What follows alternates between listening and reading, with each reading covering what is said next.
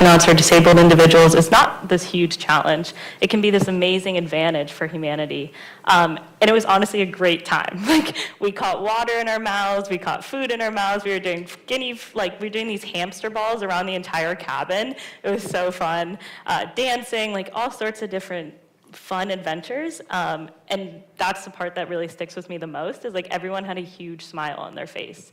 This was obviously something that people put a lot of work into, but by no means was it this super hard, difficult challenge. We're very excited for Flight 2, and we're excited to keep having fun and keep pushing that boundary.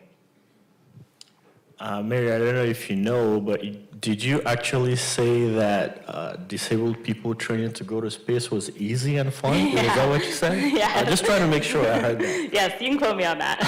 Okay, Mary said it. For me, she was able to catch water.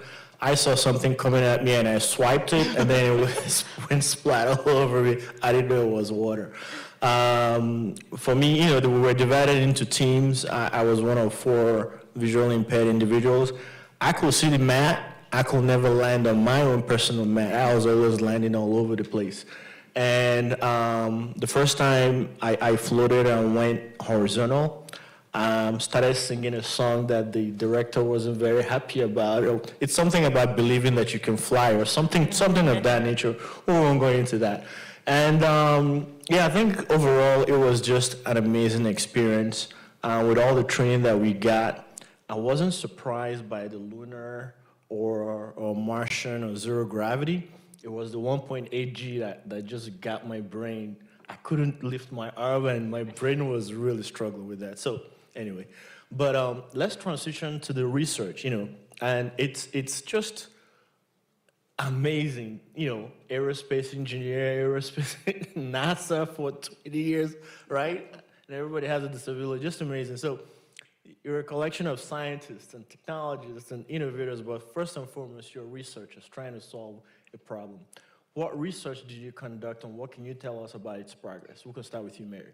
Yeah, so just to kind of start out by touching on something that Dana mentioned is just by being disabled individuals, I think we are all engineers. The problem solving skills that come from a young age have always been there for me. When my prosthetic leg would break, I'd duct tape it. I was always tinkering with it as a kid.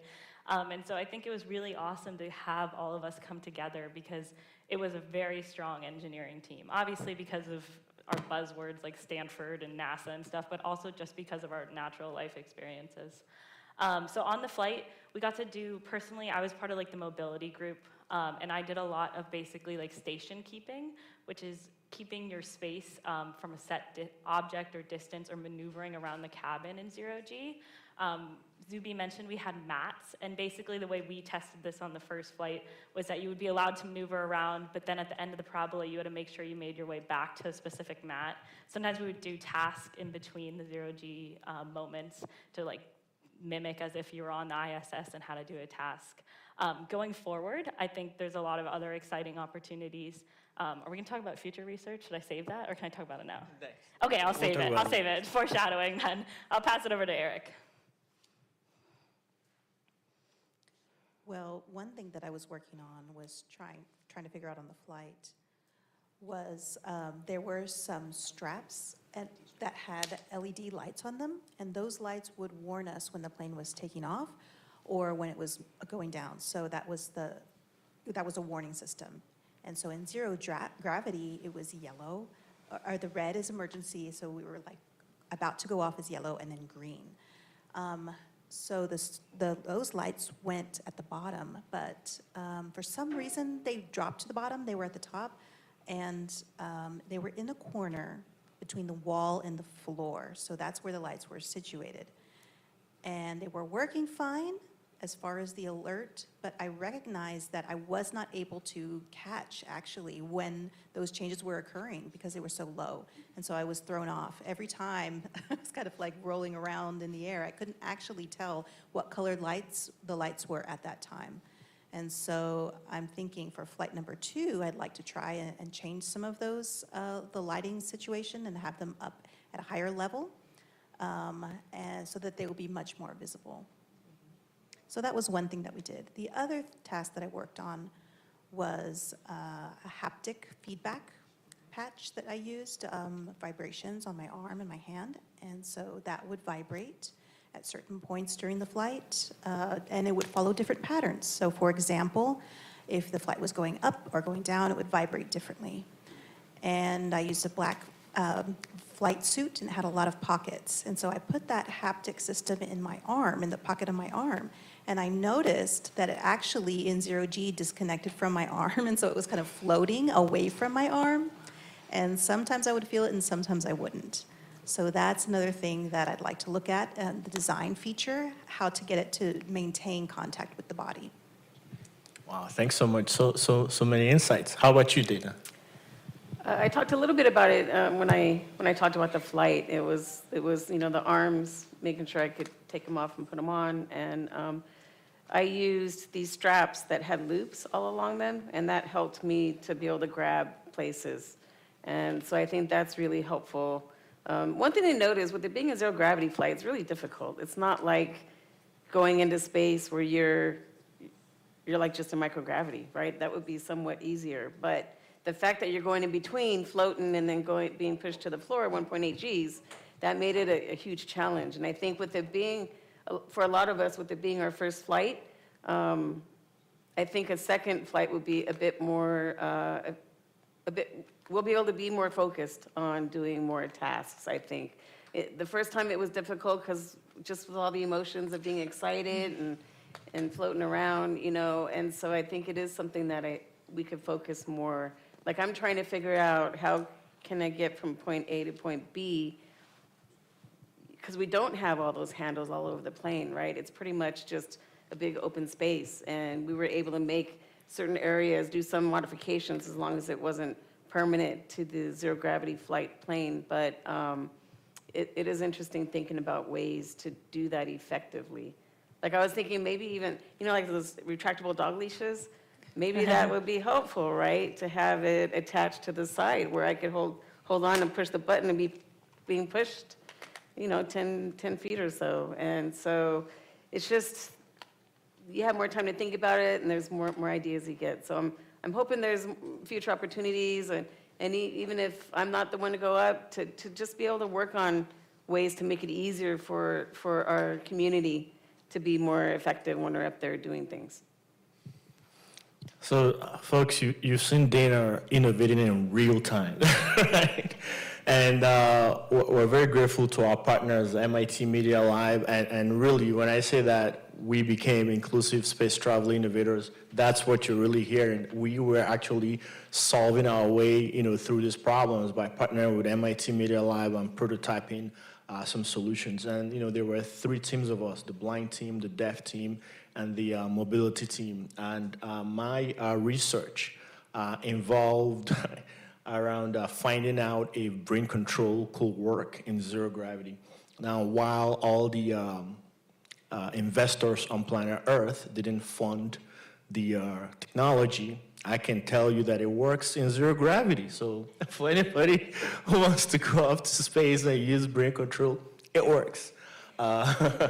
So, sure. I have just one go back.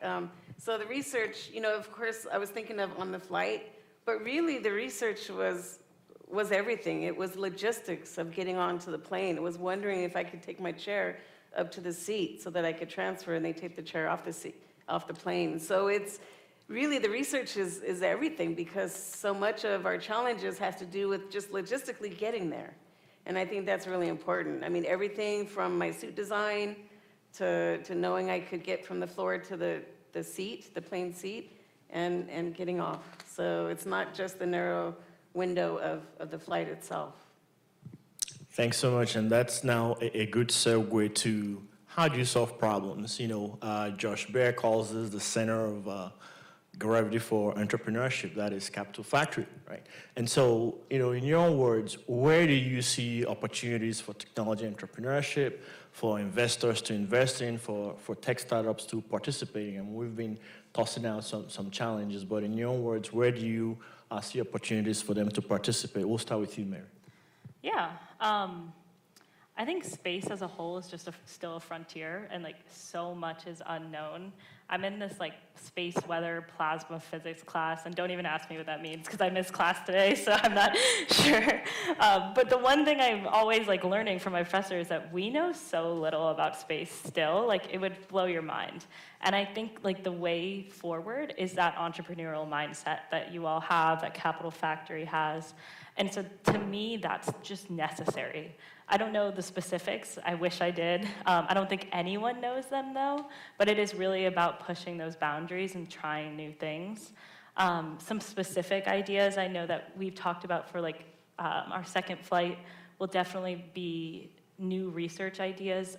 One that I'm looking into is prosthetics on like Earth are mostly designed around like that cyclic body weight loading factor, and so that's how they work, is you keep loading your body weight and they propel you forward. That's obviously not necessary in zero-G, and so if you don't need that, is there another more applicable use for prosthetics in space? It could even be something as simple as like Velcro or straps that Dana was talking about. A lot of times on the ISS, astronauts will stick their foot or their hands in like holes to kind of like lock themselves in. So maybe just having a prosthetic foot that can magnetic to a hole or whatever it might be. So I feel like the possibilities are really endless, and there's so many different ideas, and that's really exciting. And the way through that is really that entrepreneurial mindset.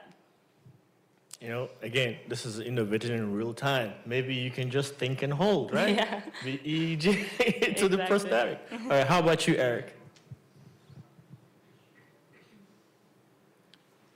Well, right now, the first thing that comes to mind is the cost of entry to space and how to reduce that cost of entry.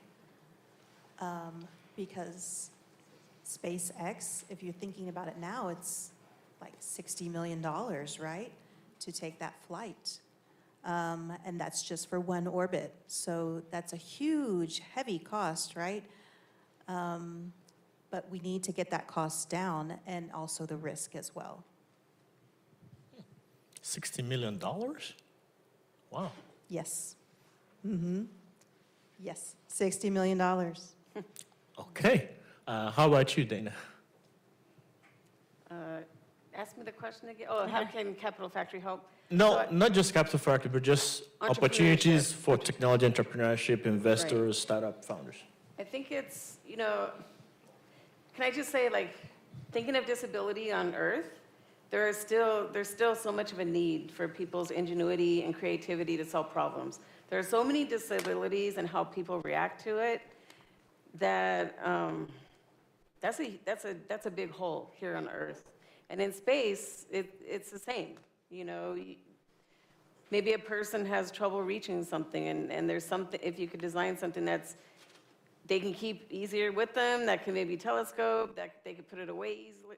You know, there's all kinds of applications and all kinds of need for adaptive equipment. But yeah, I mean, and as your partner Accenture talked about, you know, things that you could design to help people with disabilities could also help everybody. So it's just a way of making life easier to do certain things.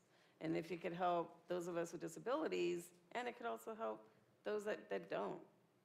So yeah, there's a huge need. Thanks so much. And absolutely, for me, I think there's a tremendous opportunity because, I mean, even how NASA started, right? They spend a lot of money to take technology up, and then they democratize it for the rest of planet Earth. And then if we can leverage that same approach, we can start solving some of the accessibility problems. I mean, I don't see, or rather I see a connection between making space travel accessible and making airports accessible, perhaps the logistics and the simple ramps, right? Or, you know, having captions on all the videos at airports to notify people. So these are just simple things that we can, simple steps that we can take. And then you've been mentioning it, Mary. You've been talking about future of Flight 2. So tell us, what's the future of Vision Astro Access? Yeah, well, we're very excited to have applications open right now for Flight 2. And obviously, like, I feel like the flights are kind of like a big part of Mission Astro Access, but there's a lot of other components. Right now, me and Eric are working with an all-deaf elementary school that's going to send experiments up to the ISS. They're talking about different film opportunities, talking about even outreach. Film? Yeah, yeah, which is very exciting. Yeah. Which is so cool. So everything from policy to outreach to the flights, and of course, big picture would be all the way suborbital or maybe even orbital flight. And so a lot in the works, and I think, like I said, it's just a very exciting time in the entire aerospace industry, but specifically for Mission Master Access. But our most immediate thing would be our second flight, which is November? November Yeah, 19th. November And 19th. in Fort Lauderdale. Yeah, in Fort Lauderdale. So we have applications open right now. We're going to be taking a lot of new members. In addition, some of us previous ambassadors will be flying. And like me and Dana and Eric said, like we're really looking to keep pushing and trying those new research opportunities and seeing what comes with it. We'll be working with MIT Media Lab again, which should be very thrilling for sure. Thanks so much. And Eric, what will be your plan for Flight 2? If I'm accepted for flight number 2, I want to test a couple more of technology things. For example, coming up with MIT for those kind of tests. It's called an alter ego. Basically, it's something that when you read, there'll be a signal that actually goes from the vocal cords, the voice, that'll actually help make a vocal sounds. So you could voice things without using your voice, quote unquote. So it's not reading your mind, it's not like that, but it's like reading the frequencies, the vibrations that are happening within your vocal cords to say what you mean to say without you actually articulating it. We haven't really tried the system, but I really want to. Yeah. And another idea is something called biosuit. Basically, it's like a lightweight spacesuit. And it's very flexible. It's almost like a scuba suit if you want a wetsuit that people use for scuba diving. And it actually helps to apply pressure to the skin. So that way you'll have direct pressure on your skin. You won't actually have to use the technology that we're using before. It'll be a lot lighter. And I want to see how well I could sign in it is really the goal. Ah, interesting. Yeah, I know about MIT Alter Ego because I chatted with the professor that oversees it at the, I think, Fluid Lab, Patty Mays, M-A-E-S. I spoke to her for a total of 7 minutes after 2 years, but hopefully we can leverage the name of Astro Access to get our attention now. Thanks so much. And what about you, Dana? I'm going to ask you a different question. You can either tell us what future plans you have for Flight 2, or tell us who can support us, right? How is this mission being funded, and who should look at us to, write some checks? I've never been really good at fundraising, so I'm going to skip the second one. So for Flight 2, I mentioned it before, and that's something like the retractable leash might be helpful to, at least for me, and getting from place to place. And yeah, I have to put more thought into that, and I haven't even applied yet for the second flight. I got to do that too. But there's all kinds of things that could be done. I was thinking maybe something with magnets might be helpful, to throw it to a metal piece and be able to pull myself towards it. But yeah, as far as support for the group, it's something that really is a good cause. It's a good, we have good rationale. It makes sense, and we could use our creativity to help us to go into space. And there's even times when we may be at an advantage, whereas the people who are quote non-disabled, wouldn't be able to do it. One time there was an incident where one of the astronauts had some water and affected his eyes when I think he was doing a spacewalk, wasn't he? Yeah. And so, for people who don't have to deal with that, it probably would have been a lot easier for them to react to that situation. And there's a lot of reasons a lot of good examples like that Sherry has shared with us, one of our Astro Access ambassador cohorts. And yeah, but I do want to mention that some of you may be aware, but ESA, European Space Agency, has actually committed to selecting professional astronauts with disabilities. And this is a really exciting time because they're actually committing to it, putting the money to it, and they're getting the assistance from other agencies on how to do it right. And so just be on the lookout because we're gonna see a disabled astronaut in the next few years, and it'll be very exciting. A professional astronaut, not just sending people up, but just people who have that status of being an astronaut, a professional astronaut like the other ones. Thanks so much for sharing that about the European Space Agency. And for me, I just want to add that the size of the disability economy has grown to $8 trillion. And the size of age tech market for people who are 65 and older has grown to $8.4 trillion.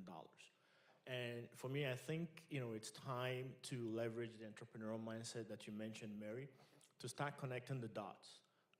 For instance, the problem you mentioned about blurry vision, it happens because a cranial fluid in the brain, when it encounters zero gravity for a sustained period of time, actually starts seeping into the back of the retina and starts blurring the vision. Well, blurred vision affects people who are on Earth, like myself, who are legally blind, but it also affects 20% of baby boomers due to age-related macular degeneration.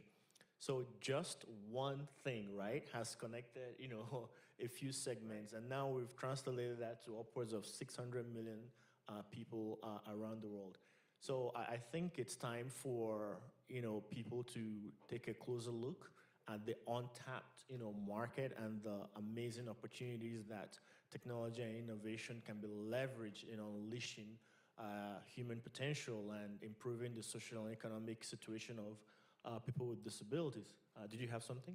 I just want to add to what you said because earlier, the MC mentioned that, what's the statistic, 25% identify as having disabilities? Yes, 1 out of 4. I guarantee you that number is very low because there's so much stigma associated with having disabilities, many people do not report. So the number is much higher than a quarter of the population. And that's something to be tapped into if you're inventing stuff for the public.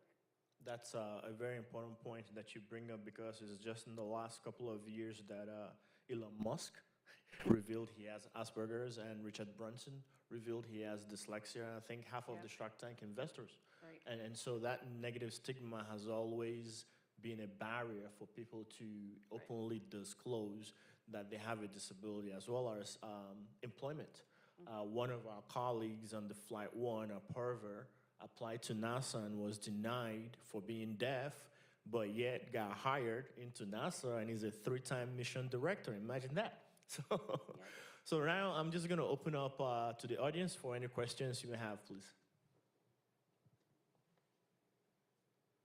This one over there, Zuby. Okay, great. Go ahead. Do we have an extra mic? Hi. Hi. My name is Steve Ginrich. I'm Associate VP of Innovation Commercialization at UT Dallas. And so I work in and actually seek funding from federal and state resources all the time. And this sounds like this would be a NASA-funded project or NSF or any one of a number of different agencies. So maybe if you can explain a little bit, and if you want to just talk about this at the break, I'd be happy, but perhaps for some of the others in the audience, just at the real high level, like what are the funding sources and funding model here that, for example, if I wrote you a check, what would that be going to? Would that be going to supporting the group to get to the mission? Or would it be supporting the technology? So just talk a little bit about where the funding for the disability research for space access is coming from, hoping it's federal. I'd like my federal tax dollars to go there. And then in addition, what the funding is that we could help you with, the audience could help you with. Thanks. Thanks so much, Steve. Who wants to tackle that? I just want to, can I just say real quickly that NASA is not associated with Mission Astro Access at all. So I know that they're not. But it's a privately fund, right? Yeah. Yep. Donations? Yeah, none of us handle the financials, luckily, because I don't think we're qualified. But we have kind of like a high overview, I think. It's all currently like privately funded. And I think that kind of just shows like how hard it was to enter this space. We had to like really like go and fundraise hard. And we're very lucky to have a couple people who are currently sponsoring us, like Dylan Taylor and George Whiteside, and some amazing people like ex-former CEO of Virgin Galactic. And these individuals, really what their money is going directly towards is the cost of the zero-G flight. And then that correlates to the research in space. But primarily donations are going specifically to that, which is covering the cost of the zero-G charter. It is, as you can imagine, very expensive. So that's kind of like high overview. I don't know if you guys have anything else to add. And there's a lot of volunteers, a lot of, Yeah. really amazing staff of people who came that weekend and put a lot of hours into the logistics, getting us from place to place. Yeah. Totally.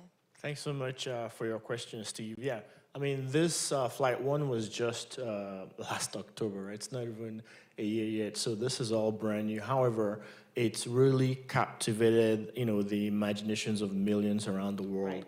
And so I think with you being in the innovation space, I think it's actually time to set up a strategy of research, innovation, and commercialization where dollars could be put forward into the research that we're doing, and all that data can be collected and commercialized into either building accessible space habitats out there in space, or building accessible space travel, space shuttles, or even making our airports accessible. So I think there's a tremendous opportunity to leverage data commercialization in improving spaces that are not accessible. Thanks. Any other questions, please?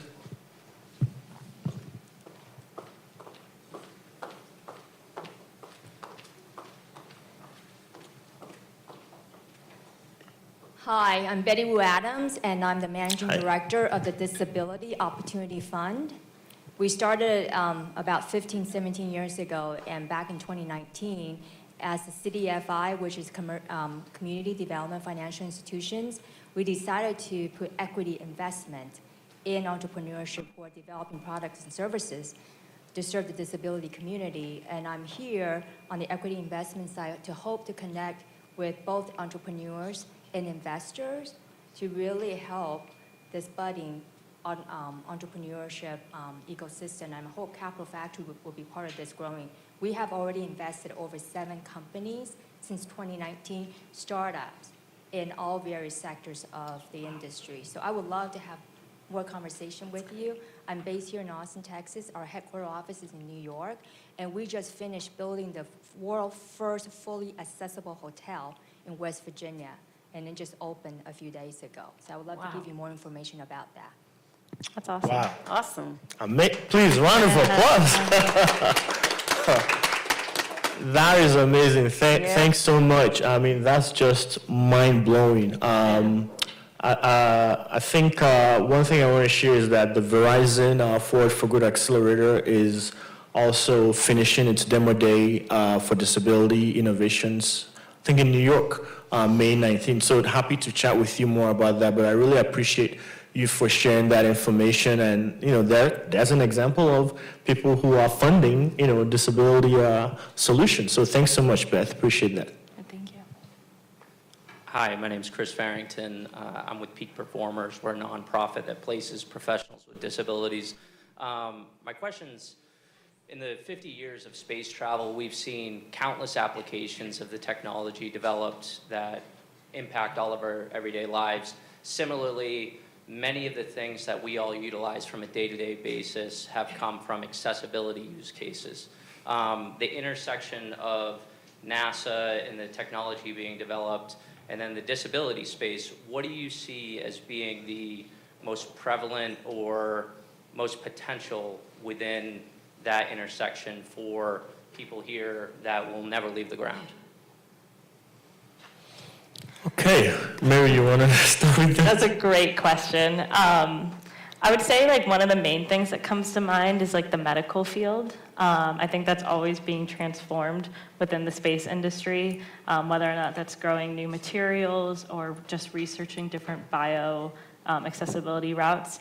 So that's kind of like one aspect. I'd say the second thing is just mechanical engineering as a whole, whether or not like we're pushing the limits on rockets or we're cutting down costs and just making communication satellites more accessible, whatever that might be. Obviously, we're here talking about like physical accessibility in space, but I think accessibility in space as a whole, from economics to different technologies to medical, is the big frontier that's trying to be like tackled, I guess. I know that's not like a specific answer, but I guess it kind of goes back to the idea of like, I wish I had the answers, but I think that's what is so exciting about space is it can be applied to such a broad field, and like there is so many different potential answers to that question. Did you have something to say, Dana? I could add that NASA, they have a technology transfer program, every NASA center.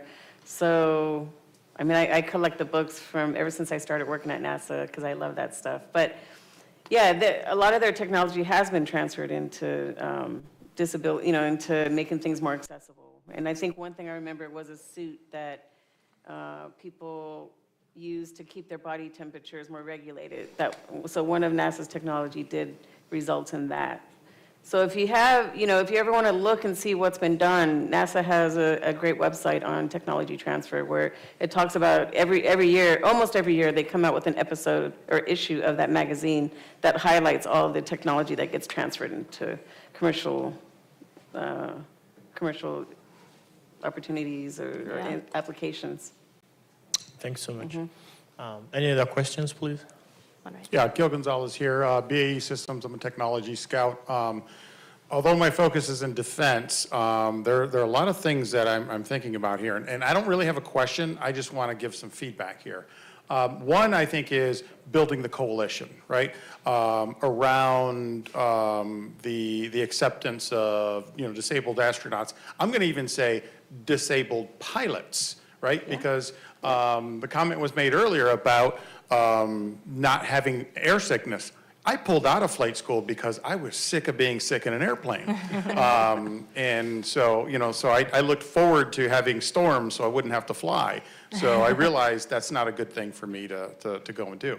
But I think, there's a lot of technologies that are available we can tap into, right? So, with disabilities, if you have, say, a goggle that allows you to look around in the spacecraft and have controls that visually, for some, right? Visually for some, you can then, use blinking or voice command to activate that. And maybe if your suit has magnetic pads, something can reach out and pull you into that direction as you need to, right? So you wouldn't need to push a button or pull a lever or what have you, right? Those kinds of things.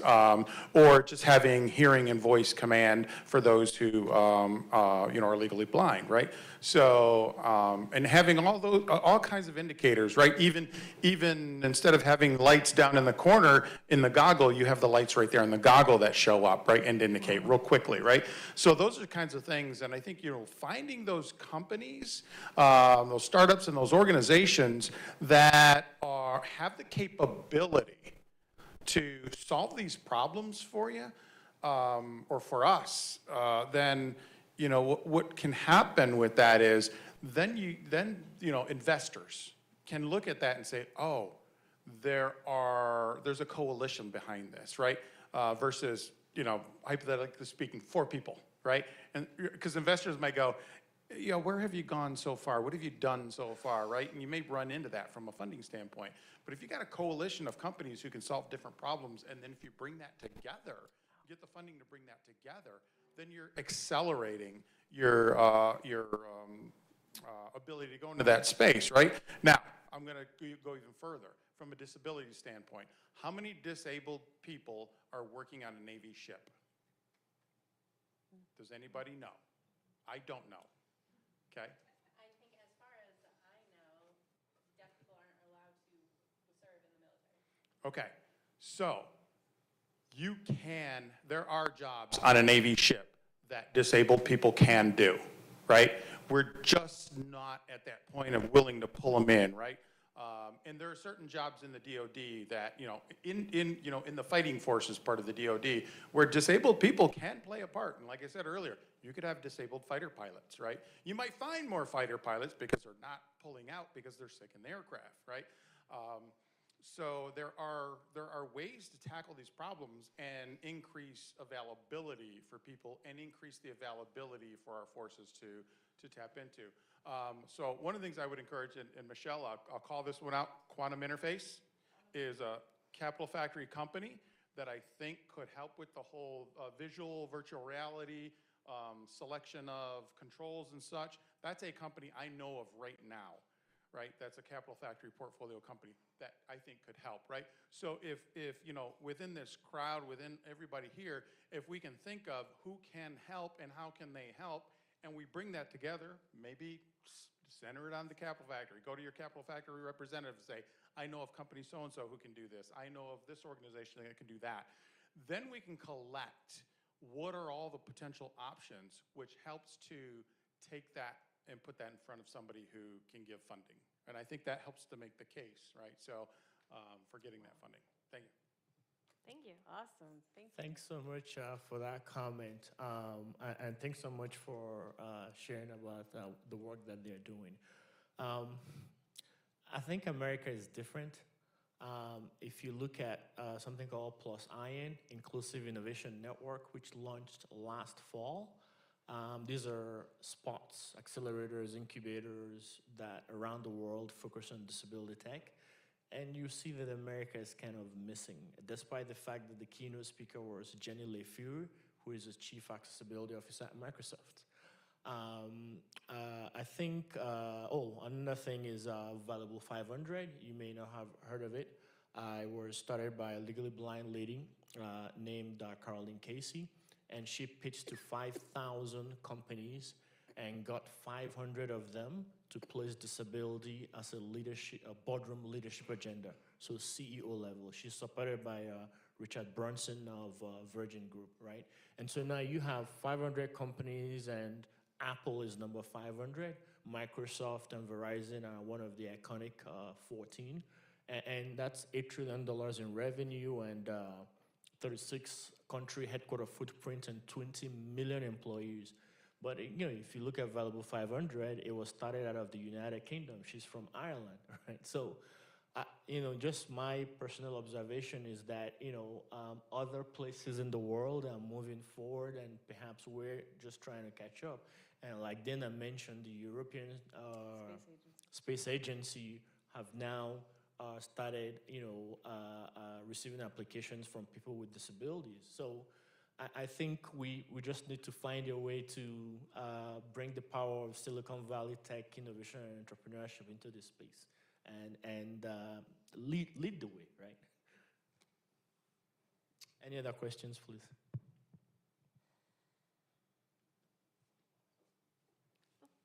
Oh, okay.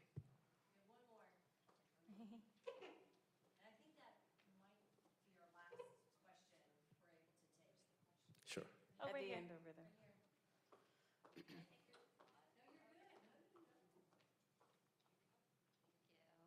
Hi, thank you so much to the panel. My name is Sunday Parker. I am on the accessibility team at Microsoft. And my question, I'll try to keep it short, is just around where do you see the future of AI and space, and how that, if you see any connections there between innovation and accessibility?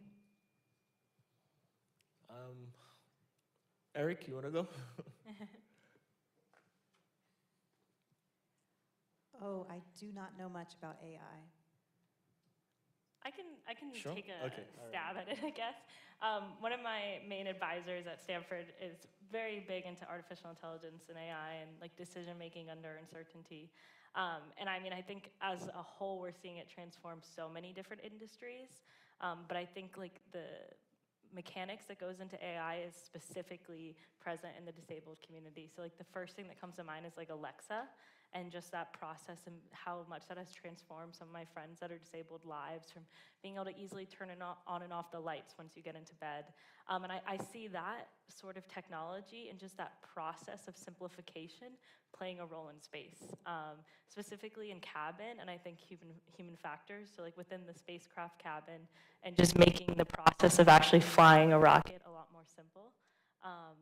And this kind of goes back to what we were talking about, like accessibility design thinking, not just helping someone like us up on stage, but any sort of astronaut. Obviously, that's going to simplify their checklist, and that's going to make the mission a lot safer as a whole. Aerospace is definitely, just by nature, a risk inherent field. And we talk a lot about building safety redundancies into missions. And I see artificial intelligence helping to naturally build those safety redundancies in, double checking humans' work and stuff like that. But that's kind of the intersection I see. I think there's so many different possibilities. Dana, you have something to add? She said it so well, I cannot add to that.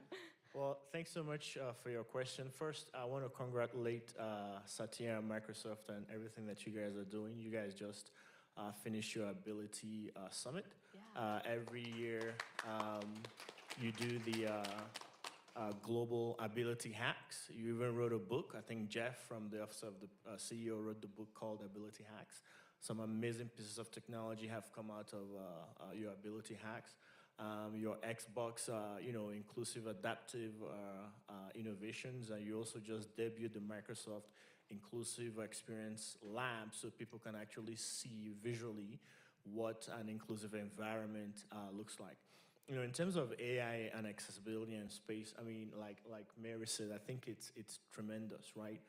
For me, I'm in the brain control space, and Benjamin Choi, a 10th grader, just used AI and brain-computer interface and EEG and just hacked some things to use brain control to control a prosthetic arm. And he uses sister's 3D printer. And so the cost of making this thing is $300. And a prosthetic arm can run you, what, tens of thousands of dollars, right? A lot. So I think if we use the same mindset that companies used in funding OpenAI with billions of dollars, and where OpenAI can now take in as input just one line and print out a whole blog for you, right? If we use that same attitude and that same mentality to leverage that kind of technological power to disability, I think we can solve it in a snap like Thanos. That was a joke, but I think we can solve it. I think we have the technology. It's just the mindset and the attitude and the approach. Things like what you guys are doing, where you are co-designing with and not building for. So thanks so much. With that, we have come to the end of our segment, but we'll be around to take any questions. Again, many thanks to Capital Factory and the entire team, Haley, Sam, and everybody that helped put this together. Many thanks to all the partners, BakerBots, Thinking Zoom, Nobility, and thank you all for coming. And yeah, we'll be here to answer any questions you have. Thank you all so much. Appreciate you for coming. Thank you. Thank you. Thank you again to our panelists. If you'd like to say hello or connect with any of the panelists today, feel free to go into the Omni Atrium. But we will also have a networking break after this next session and happy hour soon. And once again, thank you all to the panelists. I know that I'm feeling inspired, and I hope everyone else is feeling inspired as well. Next, we have a Capital Factory staple, Intro to Fundraising. And I'm about to welcome to the stage a phenomenal being, Elsa, entrepreneur in residence at Math Venture Partners, and Lawton Cummings, general partner at Capital Factory. So as we are setting up the stage and bring them onto this beautiful platform, we hope that you all have taken in a lot of great notes from our panelists about how to create change and what accessibility looks like. And yeah, we're just really excited for this next segment. Hello, absolutely.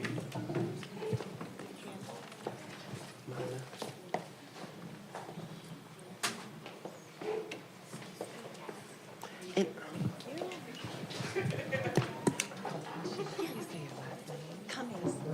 Yeah, Lawton Cummings. And tell me your name? G.E. Lovelace. Nice to meet you. Yeah, those shoes are fire.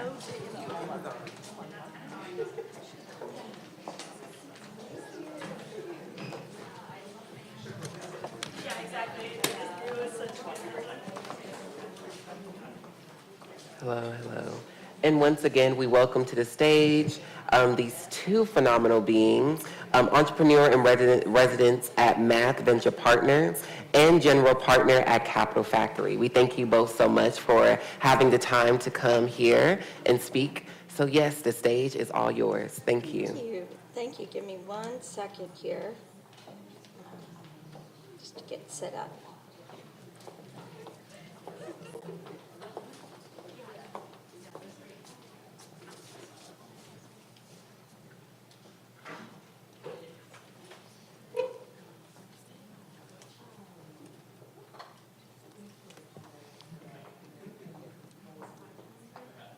Just giving everyone a second.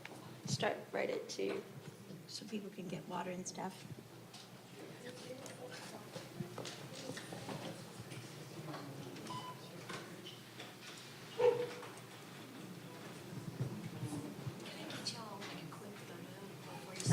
Sure.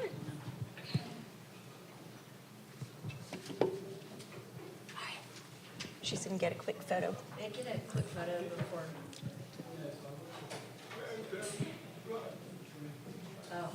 Thank you. Thank you. All right. Ooh, thank you all for being here. I'm Lawton Cummings. I've recently joined Capital Factory as general partner. I came over from Notley Ventures, but I've worked extensively with Capital Factory for the past several years, primarily co-investing together and then also engaging in various endeavors with Josh. So it feels very natural to be here. I feel like I'm back at home. So it's so nice to meet you, Elise. I thought we'd start by you perhaps giving, I know we heard a little bit about you, but a little more extensive bio. Great. Hi, I'm Elisa Sepulveda. I've lived in Austin for the last 11 years. I've worked as an early stage employee and operator at Galvanize and The Riveter. I used to run Founder Institute, which is an accelerator program here in Austin, and it's global. And now I'm an entrepreneur in residence at Math Venture Partners. So the role that I'm in really is it's a path to partner role. I'm learning everything about investment in pre-seed and seed stage, and I have a really great team that I'm working with. What we focus on at Math is companies that have an unfair advantage in customer acquisition, so you're doing more than just direct sales or ads. It's channel partnerships, it's product-led growth, it's building community around your product. My specialization is community. I've built different communities throughout the city in Austin, and I'm really glad to be back here at Capital Factory. That's great. So what was it about your background that really led you towards investing and startups and tech? I know you said communities, and then how did that translate over? So I moved here 11 years ago to work for a big tech company. I was in the management rotational program with IBM after I got my MBA. I had no idea what venture capital was when I was in business school, didn't have any real interest in startups. But after working in tech, after working at IBM, I was asked to join the commercialization team for IBM's Watson, and I was headhunted by a venture fund to work at one of their startups. And that was my first foray into startups. If you think about the T-shaped development, I love being really broad and wide. I learned a lot in business school about different aspects of business, and I wanted to be able to apply that. So for 7 years, I worked at different startups throughout Austin, and when I helped launch the Founder Institute Accelerator here, I started getting more involved with fundraising. As I also started to climb the ladder at different startups, I became really involved in fundraising. And what I noticed is that there are not a lot of people like me sitting across the table. I'm first generation, Cuban, Puerto Rican. There really just aren't that many women general partners. So I really wanted to be a part of that. I love being able to work with lots of different companies, take those learnings and be able to apply them across industries, connecting founders. And all of my life, I've been a community builder. I've been started lots of different clubs and organizations. I run a couple of different happy hours here in Austin to get people connected. And industry started to change such that the way that we sell, both for consumer and B2B goods, you need a community. It's more than just pushing your messages to customers and end consumers. It's about having that conversation and that co-creation of content. And it really took off in a big way in both consumer and enterprise businesses. So I was able to apply a lot of my early learnings to community. And it's been really wonderful to see how it's become a really big part of a lot of business strategy for both startups and large enterprises. That insight is gold. So before we move on, I thought I'd try and tailor my questions towards the interests of the audience.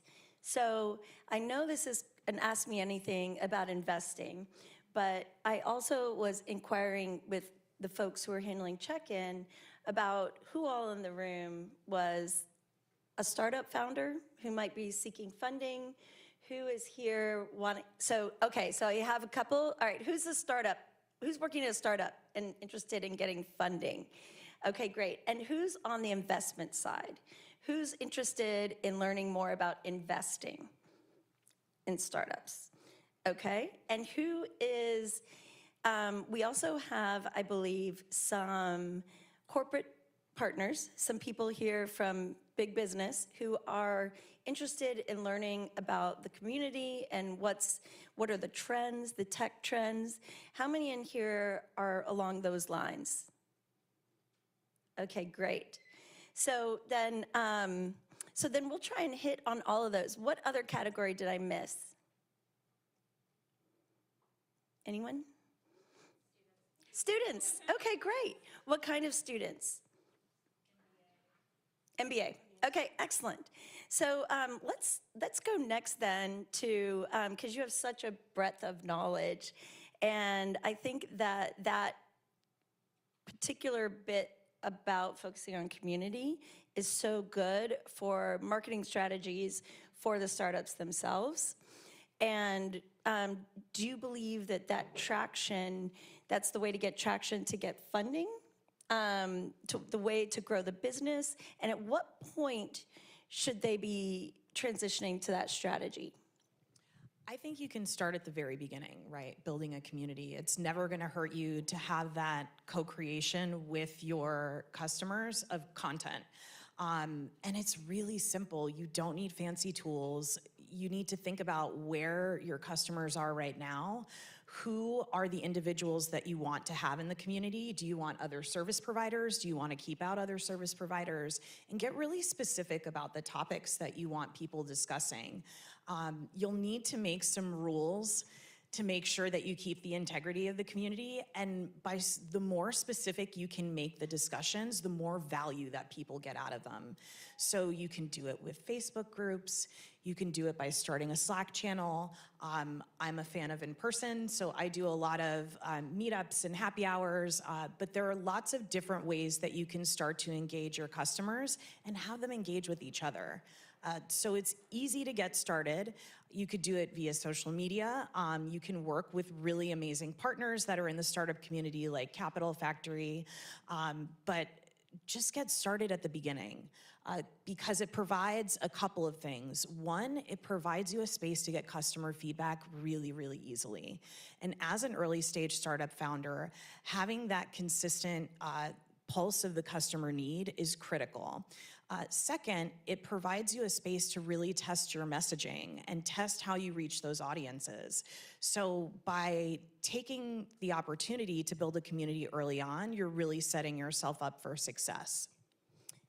That's great advice about the specificity, because I believe that a lot of people think about building a community and they think about number of followers. So you want to have something that's just applies to everyone. But I hear you saying that people want to engage with something that's more personal, more specific. So it seems like there's that those are a tension. How do you resolve that? As an investor and as someone who's built communities, I'd rather see a very small, highly, highly engaged community. And that's why organizations like EO and there are lots of other professional development organizations that have these small circles of individuals working together. That's why they're so popular, because people want to engage and be able to deeply connect with others. And when you have a giant audience, it's like shouting into the abyss. I'd rather have those smaller, closer connections with really, really high engagement. That is great advice. So now to take a turn to tech trends. What trends are you seeing in startups in both from an investor standpoint and especially now that the public markets are taking a bloodbath? Ooh, I'm glad. I was going to bring it up if you weren't going to bring it up.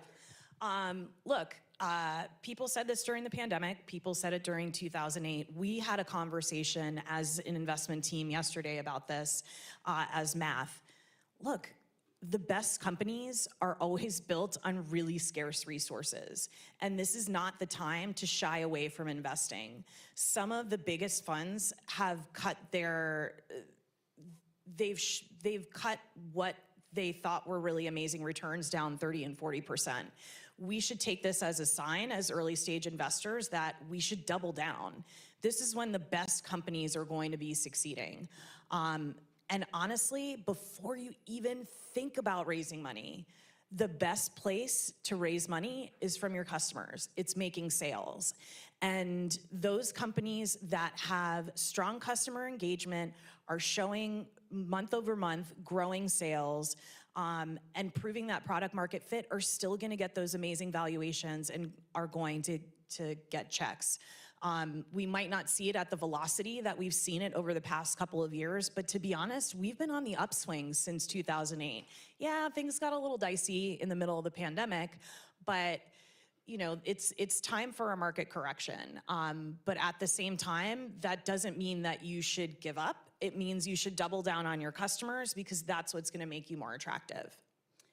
Yes, that's great advice. I think yes, and another point I would add is that 10, 15 years ago, when a startup would raise, they would say they needed this runway would last for 3 to 5 years. And over the past 5 to 10 years, that's shortened to 18 months. Mm-hmm. And they're thinking, I'll just go out and raise again.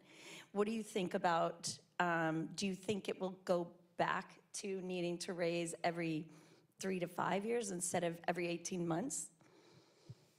I think that's such a nuanced question because it really depends on your business and it depends on what you're doing and it depends on how fast you're growing. What I would say is that the days of short diligence where, we aren't looking closely at your unit economics or your sales pipeline are gone.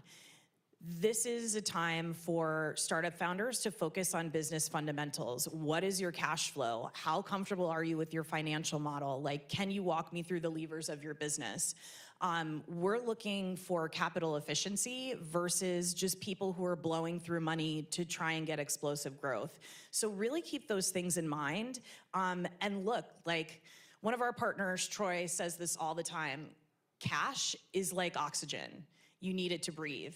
So keep track of your cash flow and make sure that you're modeling that out. You're updating your actuals every month. You're updating your assumptions. And you're running a really tight, good business. Great advice. So now let's turn to something for our students in the room.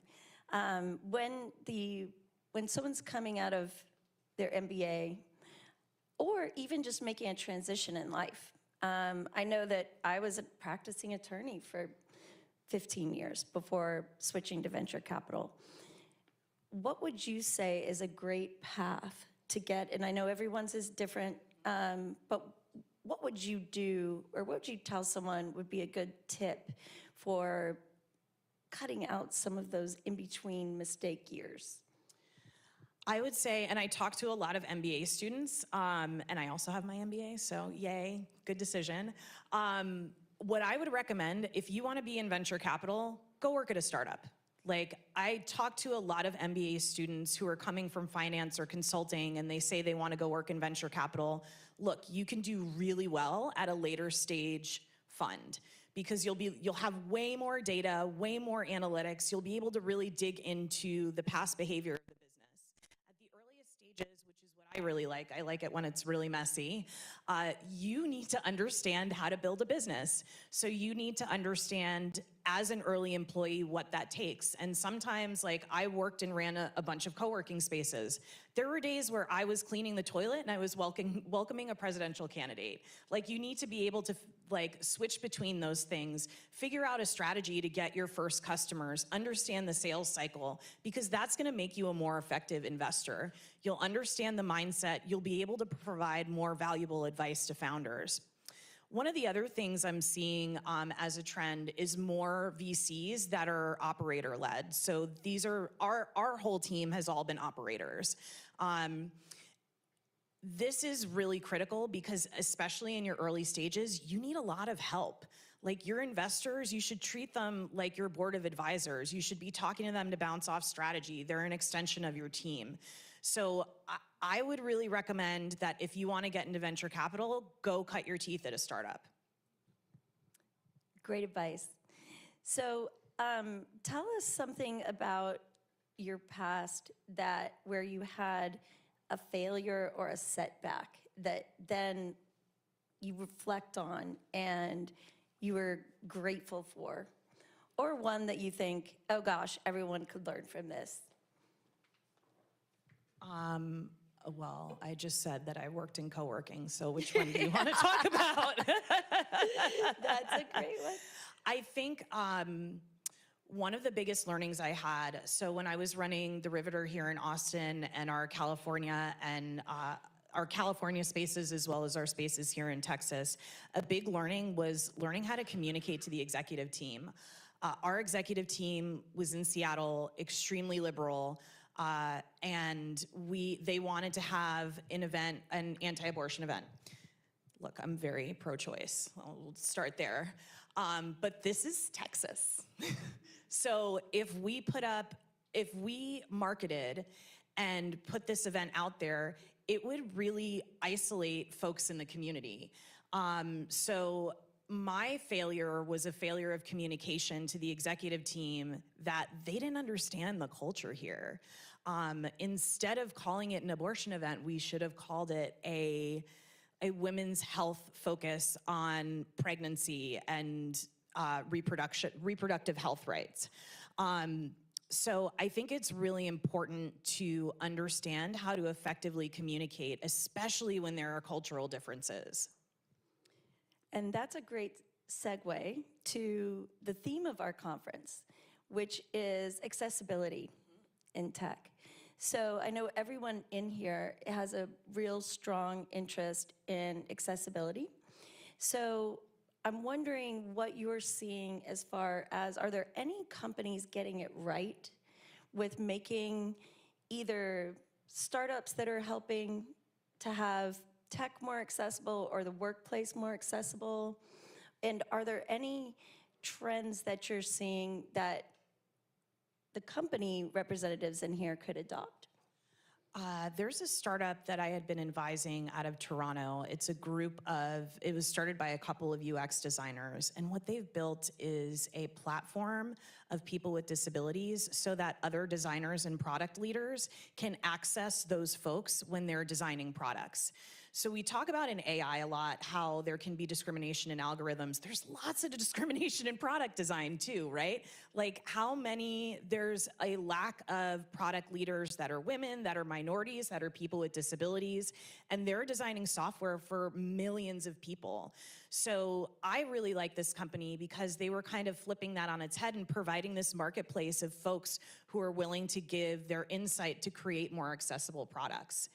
I think it's also important as like VCs, community leaders, and folks who work in entrepreneurship to be aware of accessibility and accessibility issues.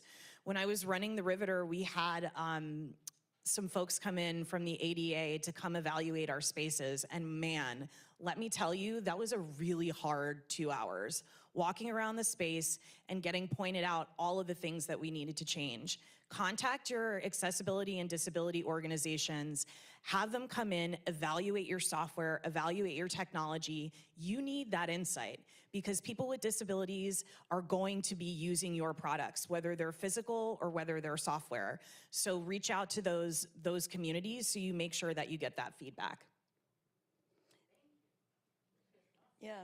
Yeah, it was an amazing learning. It was an amazing learning. And like, honestly, I went in my car and cried for 30 minutes afterwards because I felt terrible. I wanted to create an inclusive community for women, and I didn't realize that we were leaving so many people out by having the coffee up too high.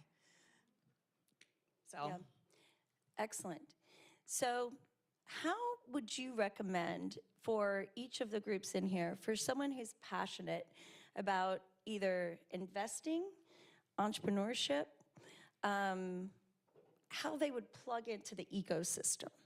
So do you know of programs in particular that would be good for someone who's either focused on creating accessibility through tech or for someone interested in becoming an entrepreneur? There are so many amazing programs, like through the university, Blackstone Launchpad, there's some great stuff going on there. Founder Institute is a really great place to start. You can go in with an idea and they help you build out an MVP and get your first customers. I love Techstars. I love Amos and the Techstars team. They're amazing. They've built a really incredible community and are really open and interested in new ideas. And like, as an entrepreneur, be curious. Just be really curious. Be curious about your customers. Be curious about people who are adjacent to your customers. Be curious about your competitors. By asking questions, reaching out, and going in with very, like, no preconceived notions, you can really learn a lot. Excellent. And I'll also add a plug for what we have here, Founders Academy, I believe is what it's called, what Gordon does.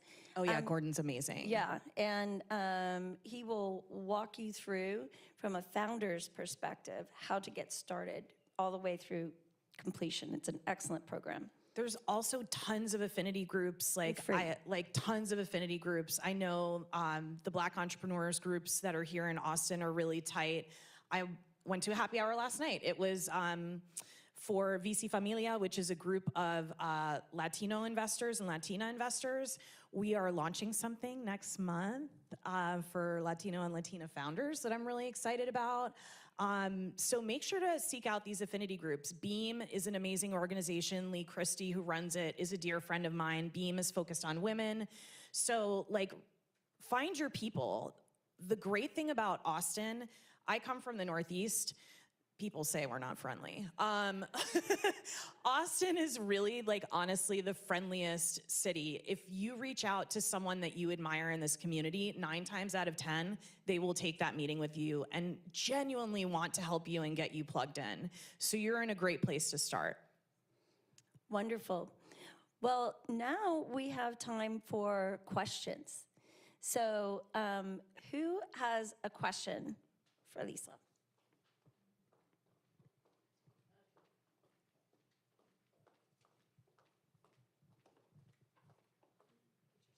Yep, how you doing? My name's David Trillo. I'm a startup founder, and I'm commercializing technology that's based in academia, and so it's hard tech.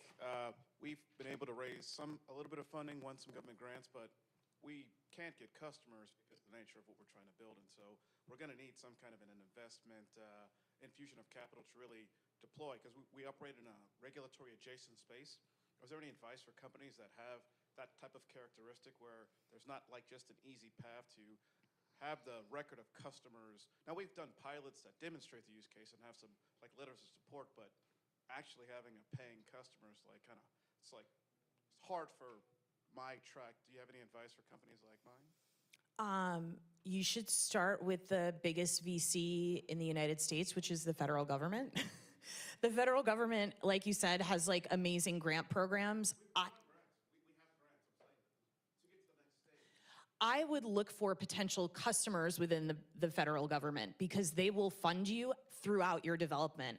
I love personally working with the DoD, really long sales cycle, so be ready for that. Although AFWorks and some of these other programs have found ways to speed up the sales cycle.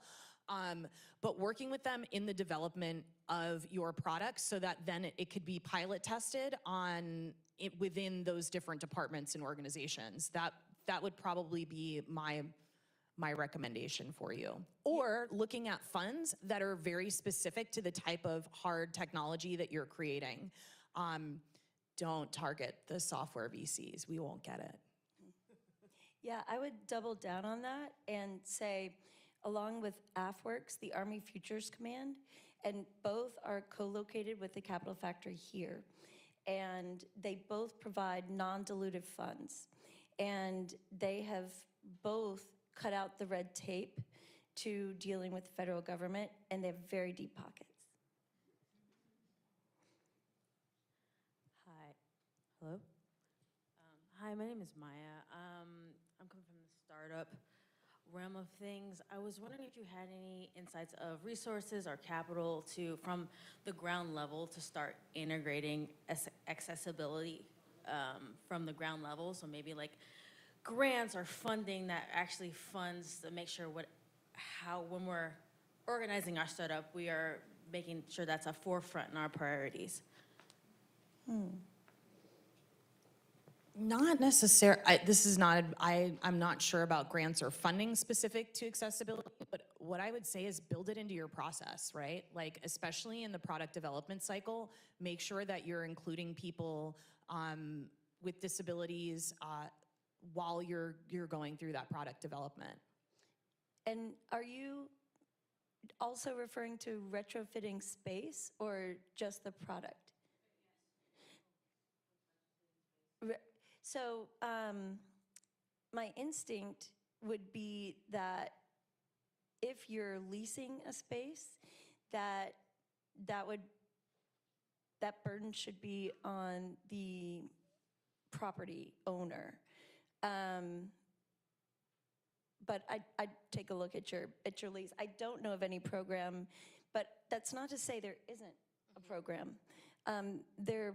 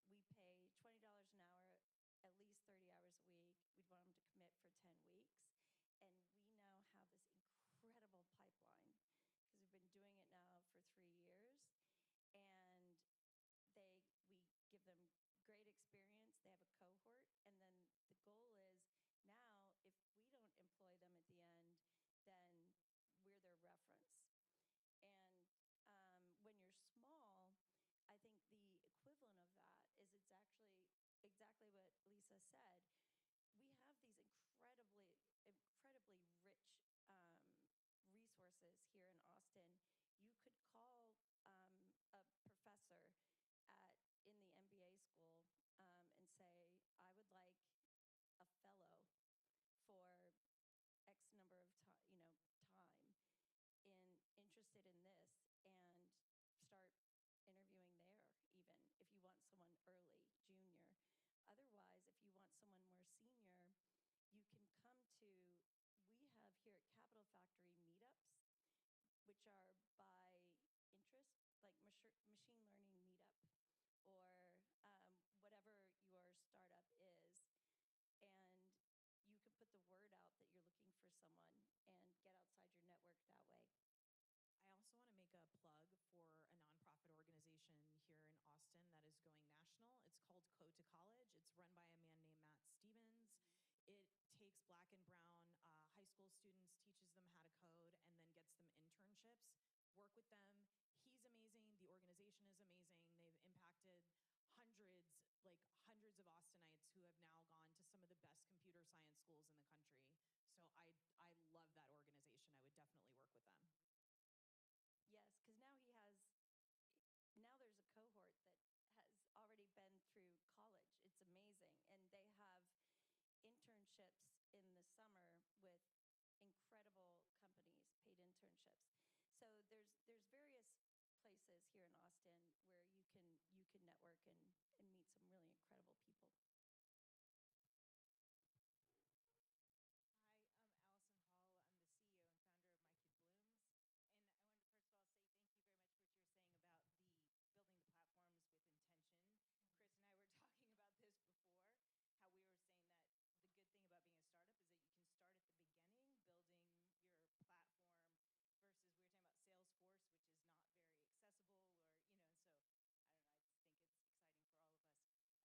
help with. And I am at this funny place where I want to find somebody with a lot of experience. I've used UT MBA students, which have been awesome. I've used St. Edward's MBA students, which have been also great, and all this, but I need somebody boots on the ground, senior level. And so it takes funding for that. And so the tricky thing is that I found is that when you apply to accelerators or you apply for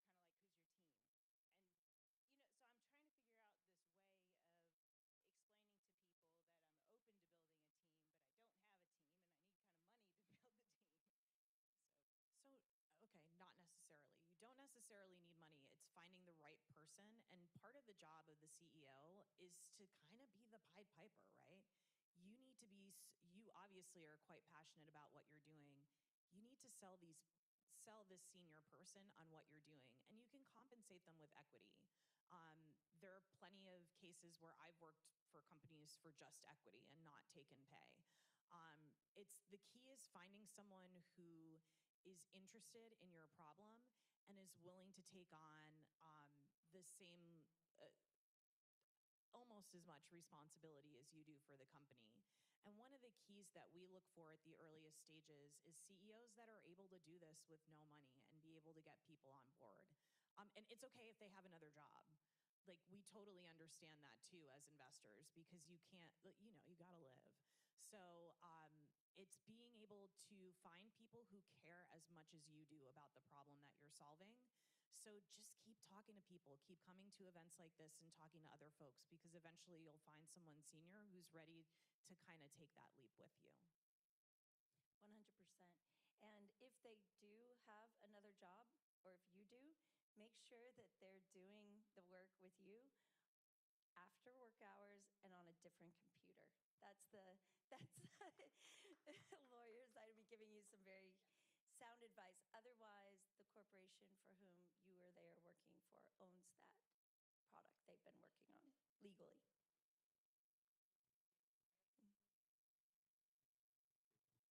All right.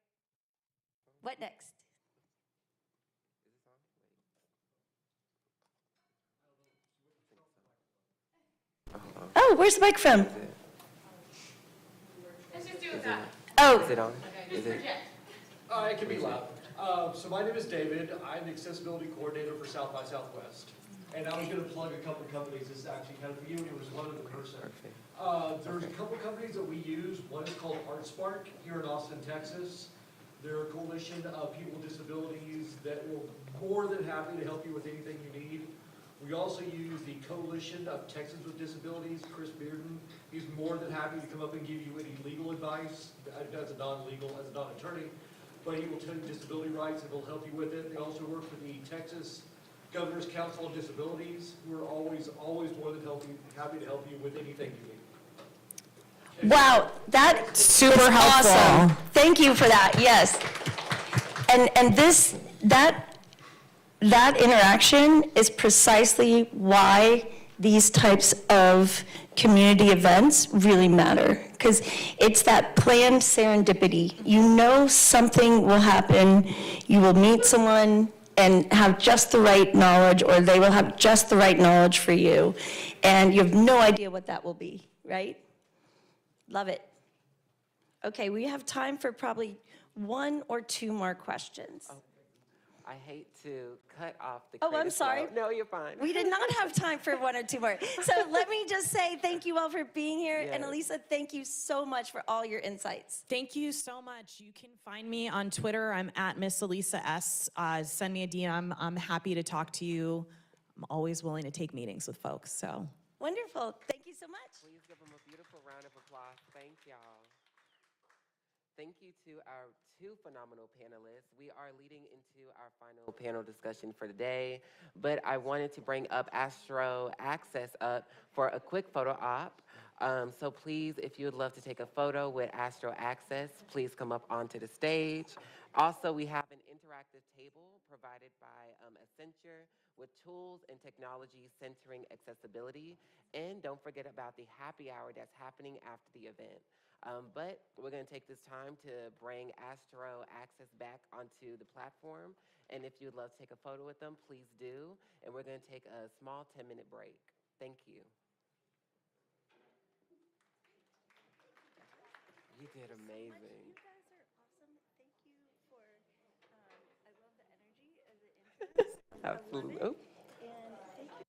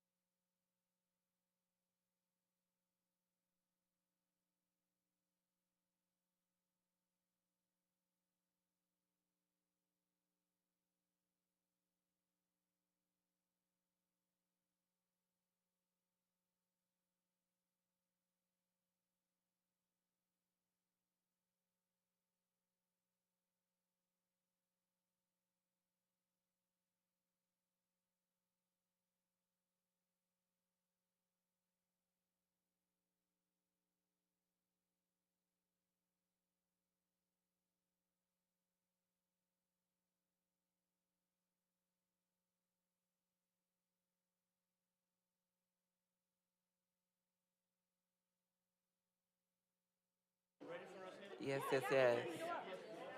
Please, please, please come onto the beautiful stage. Is this working? Hold on. There we go. I'd be so confused with this mic.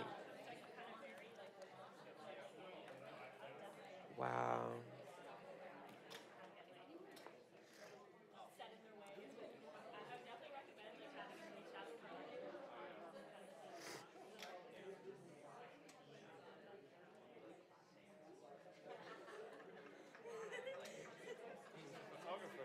Huh? Who's the photographer? That is.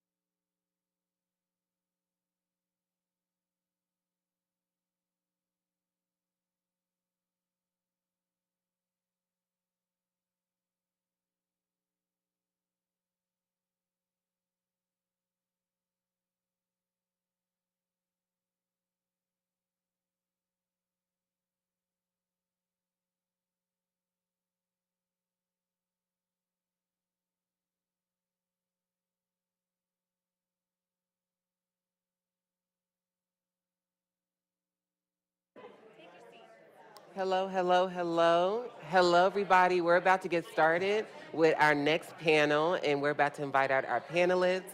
So please begin to, oh, hold on. Hello, hello, hello. Oh, there we go. Perfect. Hello, everyone. We are about to get started with our next panel, where we are going to tap into neurodiversities and into the digital divide. So please come back to your seats, and we will get started shortly. Thank you all so much. I'm trying to think if I want to sit. I guess I could sit in the middle.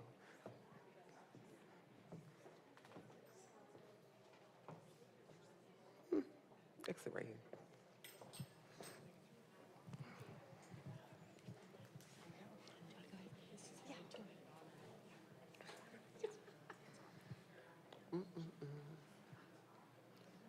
So hello, everyone. The next panel topic is going to be about neurodiversity and the digital divide. And this is an important one.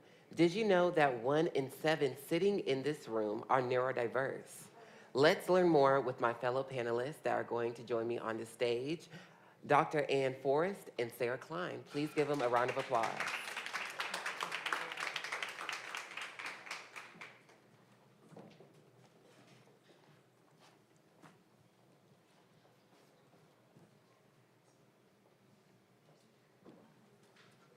So, hello to you both.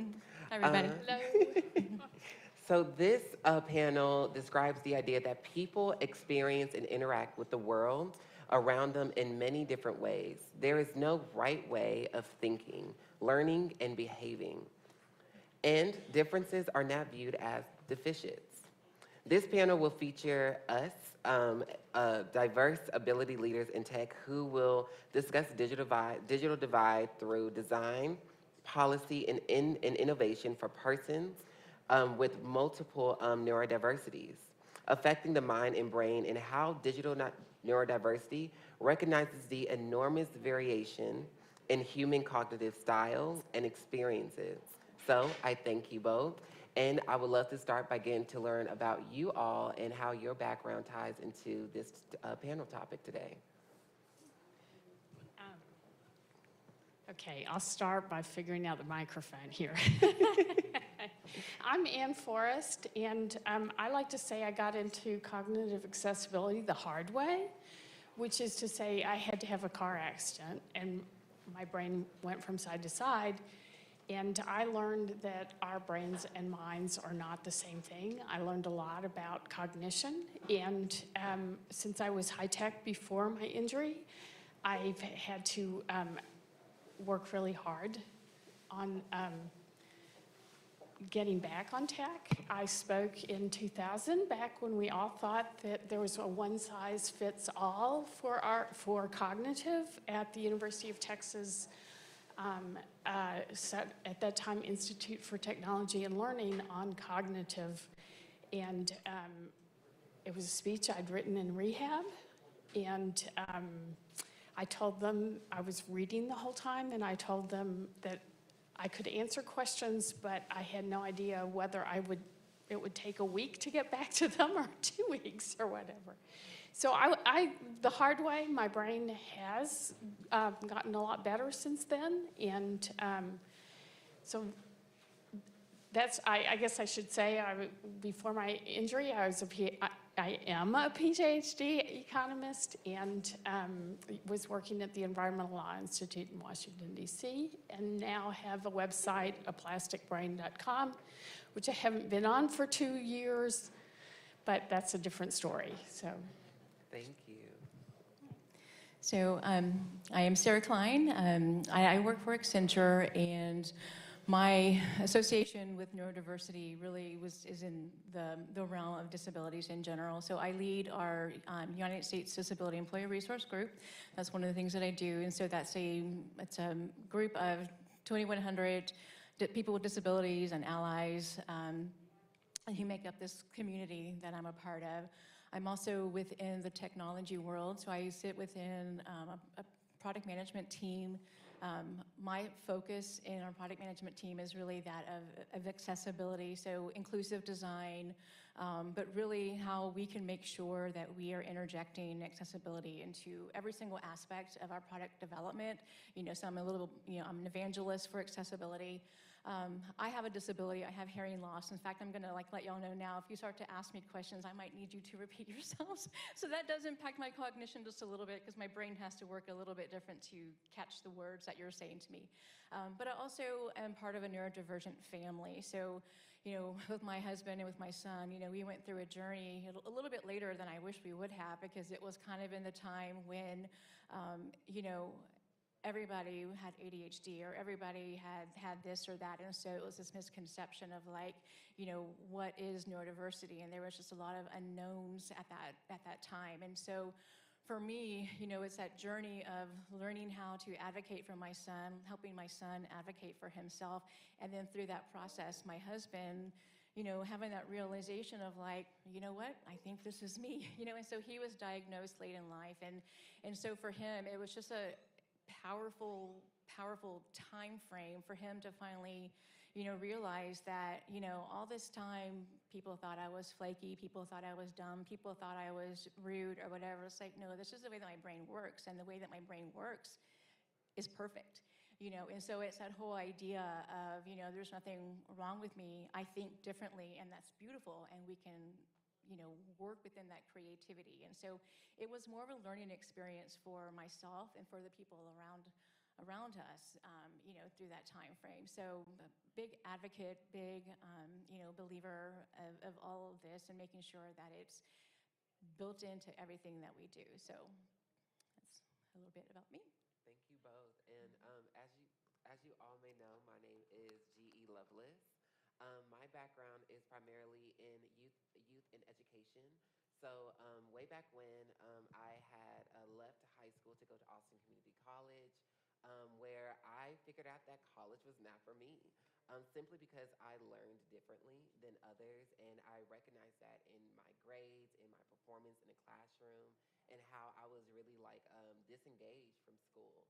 And it took me going and being a part of nonprofits and startups and taking risk into starting my own business that helped me become diagnosed and learning that I am neurodivergent. And so through that journey, I'm just really excited to have this conversation about neurodiversities, because there's a lot of young people like myself in school or in their workplaces still navigating through these set spaces. And now, when we do talk about neurodiversities, we have a lot of other, a lot of other concepts to think of when we think about the concept of intersectionality and how different identities layer on top of each other that build into our everyday lifestyles. And so that's a little bit about me and my background, specifically in the youth and education field. I have worked with students in building up businesses, personal brands, and also assisting them in professional development, which just goes into me being a natural born storyteller. And yeah, I'm just excited. And I think that goes into the next question of how do we actually define neurodiversity, whether it's in a workplace or in our everyday life. And let's kick it off with Dr. Ann. So I'm getting a little feedback when you're talking. Are you getting feedback when I'm talking? Okay, good. I was making the point when we were practicing a little that I know what it's like to have a quote-unquote neuronormal brain, or so I thought. And when I had my car accident and St. David's helped me learn to write about it, I would have likened what happened with my brain injury as I used to be the pilot of my own plane, and all of a sudden the pilot died, and the co-pilot's taking over, but has no idea how to fly the plane, right? And that not only can the co-pilot not know all the things about how to fly the plane, all the gauges are all wrong. So that was a little bit about the shift for me. Now, 10 years later, 20 years later, I asked a brilliant neurologist, I said, how is it that I had a neuronormal brain, and yet I had a car accident when I was 8 and was pushed out on my head in Scotland. How is it that I was a soccer player, an athlete, and I was hitting my head, I was playing central midfield, I was hitting the ball with my head all the time. How is it that my brain was neuronormal? And he said, well, it wasn't. So to me, that just shows a lot about how a lot of understanding of our brain, that we've really changed all our ideas about what our cognition looks like, what our brain look like. And I want to say one more thing and turn it over to Sarah, which is to say, when I had my brain injury, I thought, because I was at the top of my game, I was an athlete, I was still playing volleyball, and I thought that my brain worked perfectly. I had no idea that a brain injury is really about cognition. Can I attend? Can I move things from my attention into my memory, into my working memory, and out of my working memory into my memory? I had never been taught about the insides of my brain and how my brain actually works. I will say that all the things that I know about how my brain actually works would have helped me so much before my injury. Accessibility will help everybody. Good accessibility helps everybody. So it's not just that my brain doesn't, it's that what I may be a canary in a coal mine in a lot of ways, but the managing energy, it's about managing energy, and everybody's managing energy. So yeah, go ahead. So I think for me, the definition is, it's one that's the hardest to define, but it's at the same time, it's the easiest to define, because we have our misconceptions, we have our ideas of what we think that might look like. But, if we take it down to the simplest, neurodiversity, it's just our brains are different, and that's normal, and that's perfect, and that's beautiful, and we all, based upon where we, we sit, and, we talk about the spectrum, we all have, diversity within our brains. But, there's also, if you think about, because I have, colleagues who, will say, yeah, but, I have these challenges, that are different from, this other person's challenge. And so it's like sometimes the idea of, well, it's just different is challenged itself, because, there are, there's, you run the gamut from, like with my son, he struggled with, he had violent tendencies that were part of his, and then we have some who are, there's nonverbal, there's, and so it's just so broad, but, and then learning that it includes things like, dyslexia, dysgraphia, this, so it's really, it's so encompassing of so many different things. But, at the heart of it, I mean, it's just that our brains are different. And then, and just from that definition and understanding what that means, the growth from there, our own personal growth, our own understanding of, well, what do we do with this? Is there one thing that's right? Is there another thing that's right? And the answer is no, not really. Or yes, that's all right, but anyway, so it's diversity in the brain. I love those answers because it really gets me thinking about behavior and culture. And for me, so my best friend, she's in social work. And she, when she started at Texas State University, she would always text me paragraphs of what she learned. And from what those paragraphs came into was behavior and culture. Like, how are we recognizing and seeing the different behaviors when it does come to neurodiversities, and what is the culture that we are creating in our workplaces or even in our own homes when it comes to people with neurodiversities, even our families. And so that really taps into the impact of positive psychology, even for neuronormal folks. So I really want to ask you both, tapping into the before and after diagnosis, what was it like having that impact of positive psychology when creating this culture or identifying those behaviors within your workplaces or with your families? Sure. So I think really, I mean, it's a big difference, for, step one is just recognizing, for yourself, So having that understanding and awareness of, oh, okay, so this is like a thing, and it's not, reflective of, I'm not a bad person or whatever. And so there's that first layer of empowerment of, recognizing that, it is indeed something that can be a strength. But it's something that doesn't seem to, it's not like I'm going to declare, neurodiversity and it's perfect from there. It's like a constant, educational process. It's like with my son, he has to constantly advocate for himself and talk to his teachers and help them to understand, to talk to his peers, to talk to my mom who doesn't understand his quirks, my mom who's very, very, very typical, so it's like there's this constant level of education, and it gets a little tiring and it gets a little exhausting, but at the same time, just we as people, we're growing and we're evolving, so, and we're learning, so it's, I just think that, that initial, like, being okay with who you are and your own personal strengths and realizing that they are indeed strengths is such a powerful thing. So it's not easy, the before and after. It's not like a yay. It's a safer place and it's a more comfortable place, I think. And then if you carry that into the workplace, so one of the things that I do, it's just as part of leading our employee resource group, is, people will just naturally will come to me. And so that's honestly, of all, disabilities is so broad just in general, but the one that I, find that people have the most challenging time with, and even in like, do I disclose, is within neurodiversity. And, I'm super proud of, working for Accenture, we really do stand by this inclusive nature, but we're a really large company, and there's a lot of individuals that make up this company.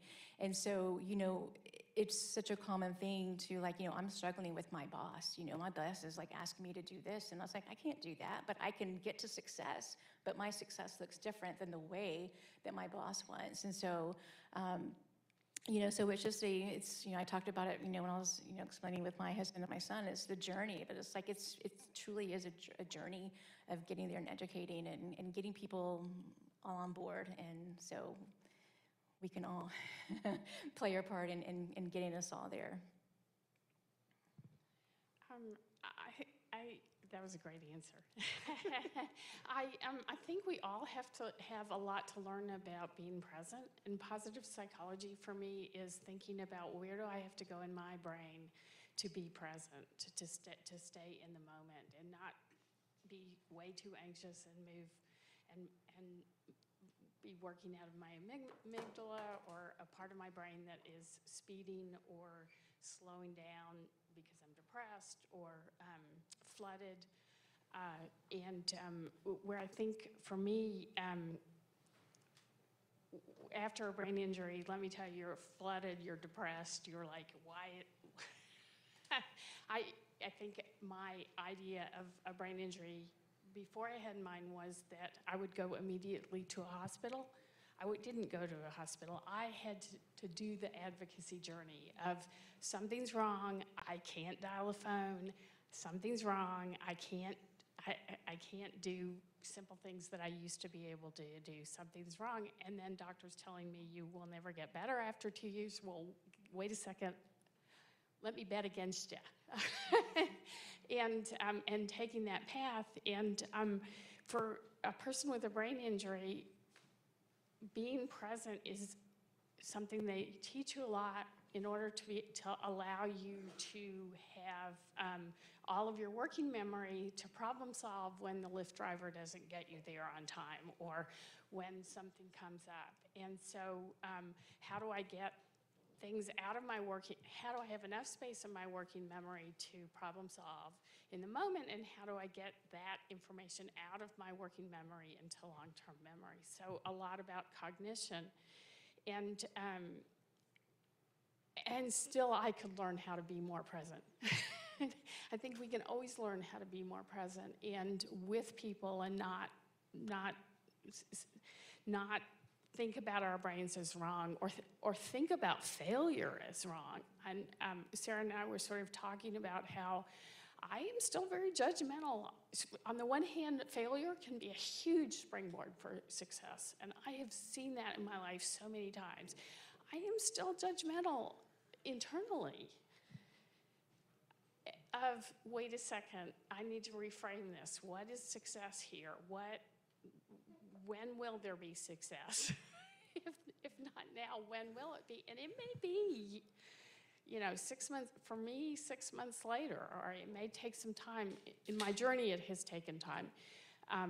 At this point, I'm much more present and much more processing and much more quickly and much more able to use all parts of my brain. But does that help you get to the third part here? Absolutely. So taking parts of like advocacy, safe spaces, and also being able to create and design these spaces goes into how do we intersect neurodiversity into the digital design, because now, as we're seeing, we're tapping more into how we're becoming tech savvy and using technology to not only communicate, but also address a lot of the challenges that are in our workplaces or our everyday life. So that goes in, of course, to the next question of how do we work to implement neurodiversity into the digital design to be able to, as we said, advocate for ourselves or create these safe spaces? Do you want to go? So if we think about it in terms of, accessibility, it's for the most anything and everything that you're doing when you're designing with accessibility in mind, developing with accessibility in mind, what's going to be good for one group of people or for one need, chances are it's going to be good for another group of, another need. So when we're thinking about inclusive design for, for within neurodiversity, so it's do we really need to have flashing lights, lots of color? Do we really need to have all the distractions to get attention? No, we really don't. So, something that's simple to do is what's wrong with good, clean, simple, text and UI, so that's one thing. And then things of making sure that we have enough time. So, if you think about everybody, if you're in the workplace, you're required to take, ethics and compliance trainings or just any kind of training. And in the school, for sometimes you have these training that you have to sit and listen to every single one. You can't click forward, you can't, click back. That's such a frustrating experience for me, and I'm neurotypical, so things like designing to have enough time to read, so that's not progressing too fast, but also so that you can decide, what, I'm going to go back and look at this, or what, I don't want to listen to this person. I want to read it myself and then hurry up and move forward. So having tons of options, so that people can, based upon your own personal learning style, learning experience, learning preference. So things like that are simple things that we can, just build in to our product. So just, those are just a few examples of accessible design, and, plain language. I mean, again, it's good for all of us. I prefer it, so those are just a few examples to close that digital divide. Yeah, like I said, we all want to stay present, and I have to say that when people are using color like red and yellow to attract me, most banks use red to attract my attention. I want to decide whether I give my attention. I don't want you to take my attention. And I actually, before COVID, speaking about accessibility, I started following Tristan Harris, who's a former Google engineer. He talks about the use of color mimicking movement in our brains, and that is very attractive to us. I moved to a grayscale and it gave me so much energy. I was amazed at how much cognitive energy I freed up to do other things that I wanted to do. And so a bank may try to, or if you're trying to grab my attention, you can't, because I've gotten rid of the color and I'm working against you. But I think the idea that a website is spacious. I want to stay there. I know I can learn there. So going back to what I can learn about, not getting lost in it. I know with a plastic brain, when we designed it with a tech leader, cognitive tech leader, Joseph Carr O'Connor, we worked a lot on color, and it's blue and white, a light blue and white, which was very pleasing to the eyes at that time, and my understanding very helpful for people with dyslexia. And we tried to make sure that nobody got lost on the site, because you get lost on the site and you don't want to go back. You don't want to go back to find it. Accessibility testing is always important, especially with neurodiversity, because you want to have different people understanding how different people can get through a website.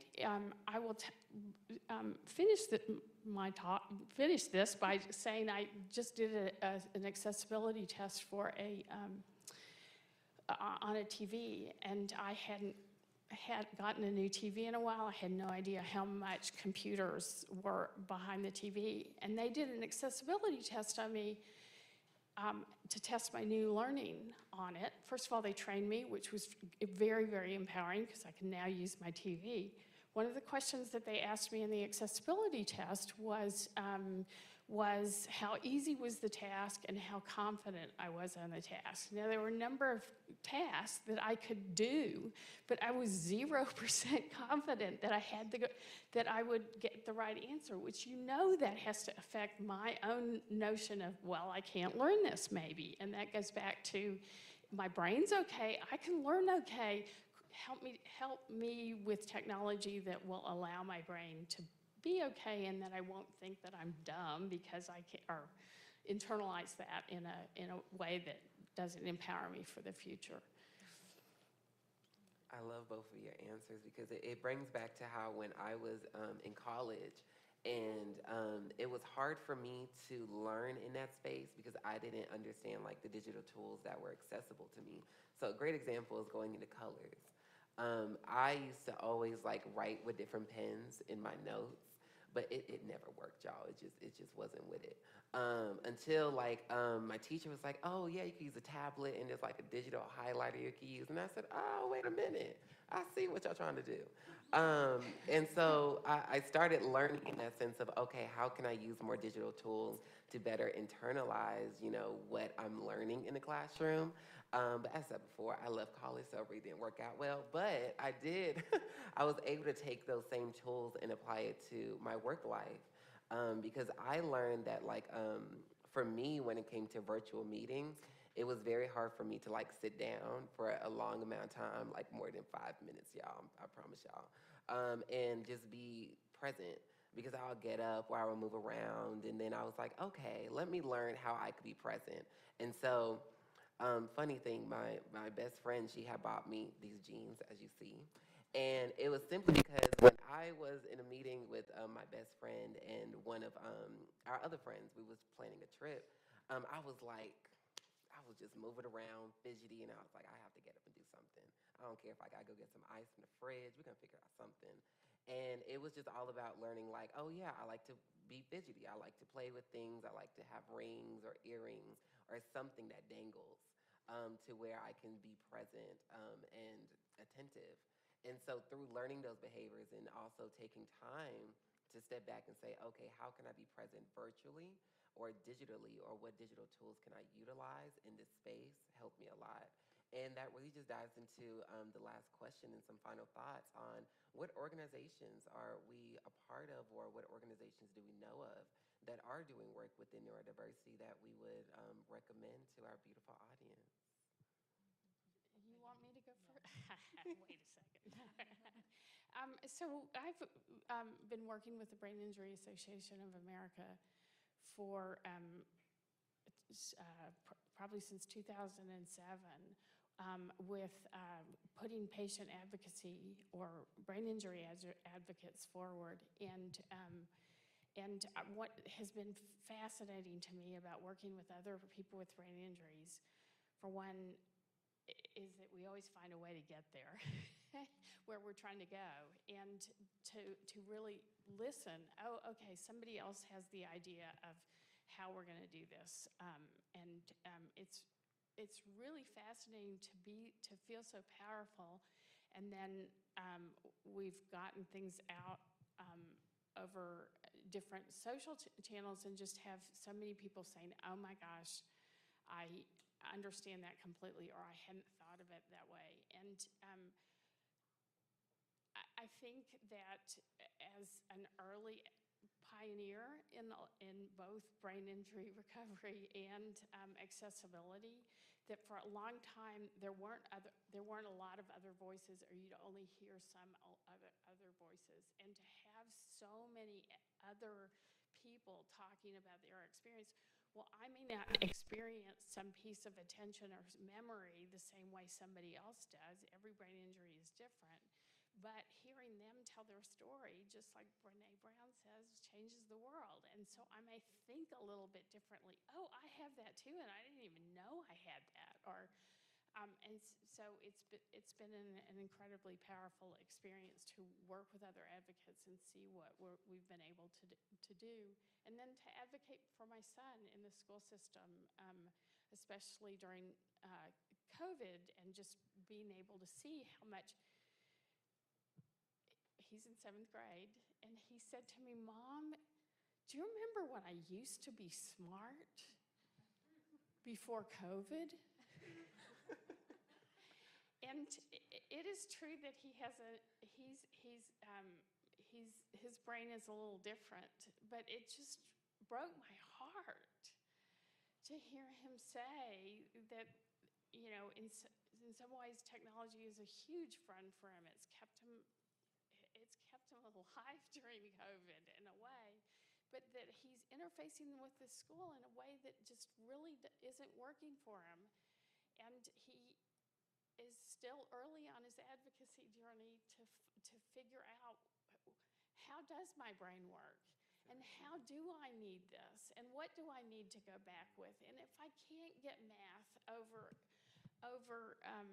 the internet, that doesn't mean that I can't do math. It just means that the right interface for him, or enough space for him, is, or we haven't found the way, or he needs to be doing it on paper, you know, right? Or with colored pencils. So, go ahead.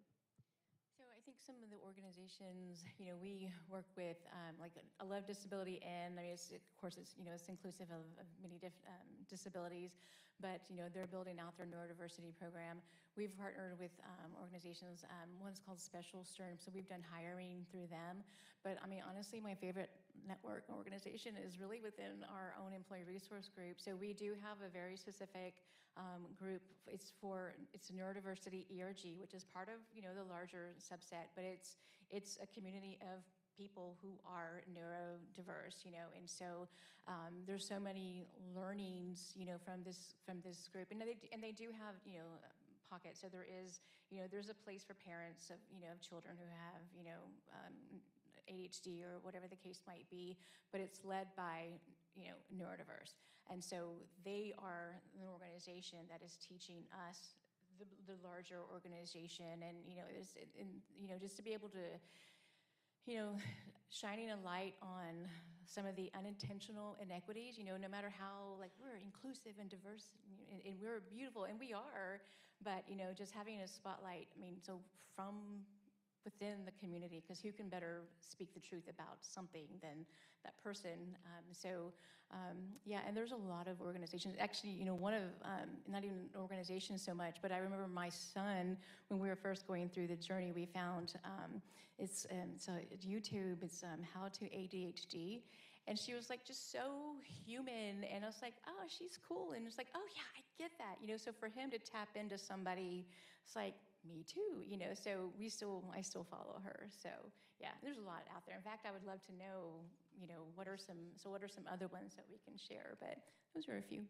Absolutely, thank you both. And quickly, to tap into your point, I, in college, broke a record, and I failed college algebra 4 times. And it was because when you put numbers and letters together, it just doesn't work for me. But I want to thank you both for sharing your stories and giving us great insight. And please give them a big round of applause. And thank you both so much. We are about to go into our startup showcase. So we are about to make that transition. So please give them another great round of applause. Thank you both so much. And we're going to start getting the judges onto the stage soon. So thank you.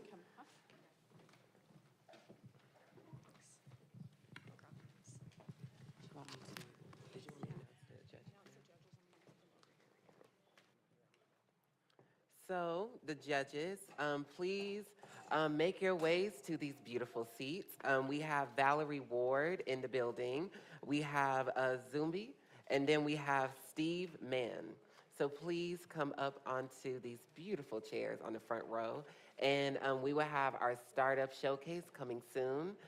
So thank you all again, and we will get started shortly.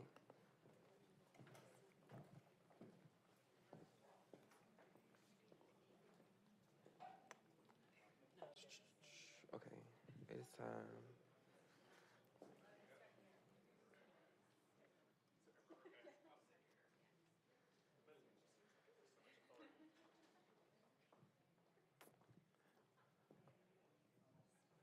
Hello, how are you? Great to meet you. Hello, how are you? Great to meet you.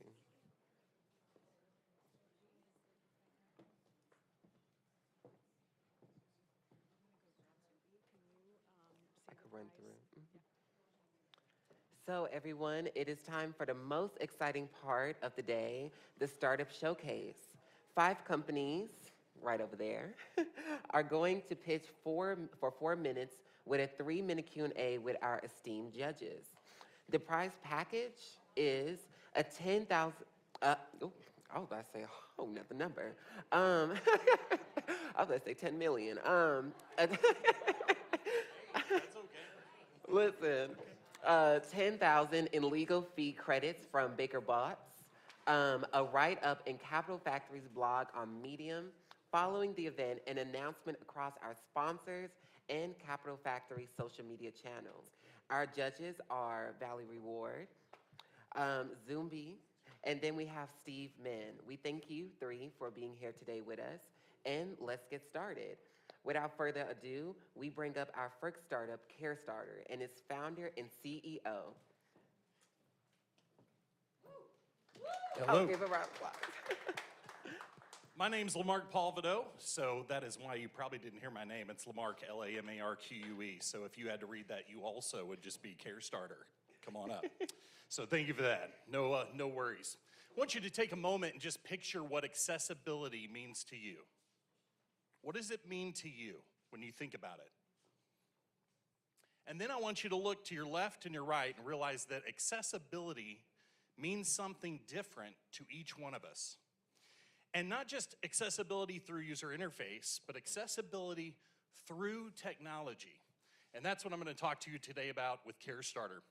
So Carestarter is an experience-driven technology company.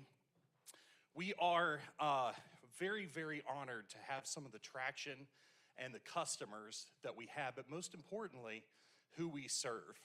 And so if you think about it for a second, why did I create a company that was focused mostly on pediatric special care? That's where we started, and I think that's why we got invited here. And that's because 15 years ago, my daughter, she's now 21, was diagnosed with severe autism. So when I think about accessibility, I'm thinking about behavior modification. I'm thinking about maybe some headphones that she wears to make things quieter.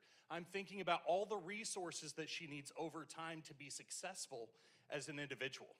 And so what does Carestarter do? We do 3 things, and kind of the 3 problems that we find in organizations, whether it's HR or healthcare, is number 1, we don't understand our stakeholders. We fundamentally do not understand the behavior and the challenges of the stakeholders in this space. So that's mission number 1, is help our customers define what is going on with their patient population. Number 2 is to help them understand the network of care. Organizations only understand what they have. They do not understand what they don't have. We'll talk about that in a minute. And number 3, and most importantly to me, is to connect in a customized way a family to resources in their market, both within our customer stack, so the resources they have, and the resources that are in the community. So I want to talk about our platform. 3 things. Number 1, we do research as a service. Think of this as behavioral science on steroids. We go in and we find and look and begin to clarify for our customers, what are the challenges? How well are they doing with their patient population or with their employees? And we literally help them understand the challenges they have. The second thing we do is we then use that data to customize what we call a network of care, the total sum of resources that, wait for it, patients as people, which is our crazy theory, need to be successful. Last time I checked, it's not just the individual who has differences or a diagnosis, it's an entire family unit, and so we build our database that way. And then the final step is to deliver this in a meaningful way to the consumer without using 1 hour of our stakeholders' time, our customers' time. If you're in healthcare, how many are in healthcare?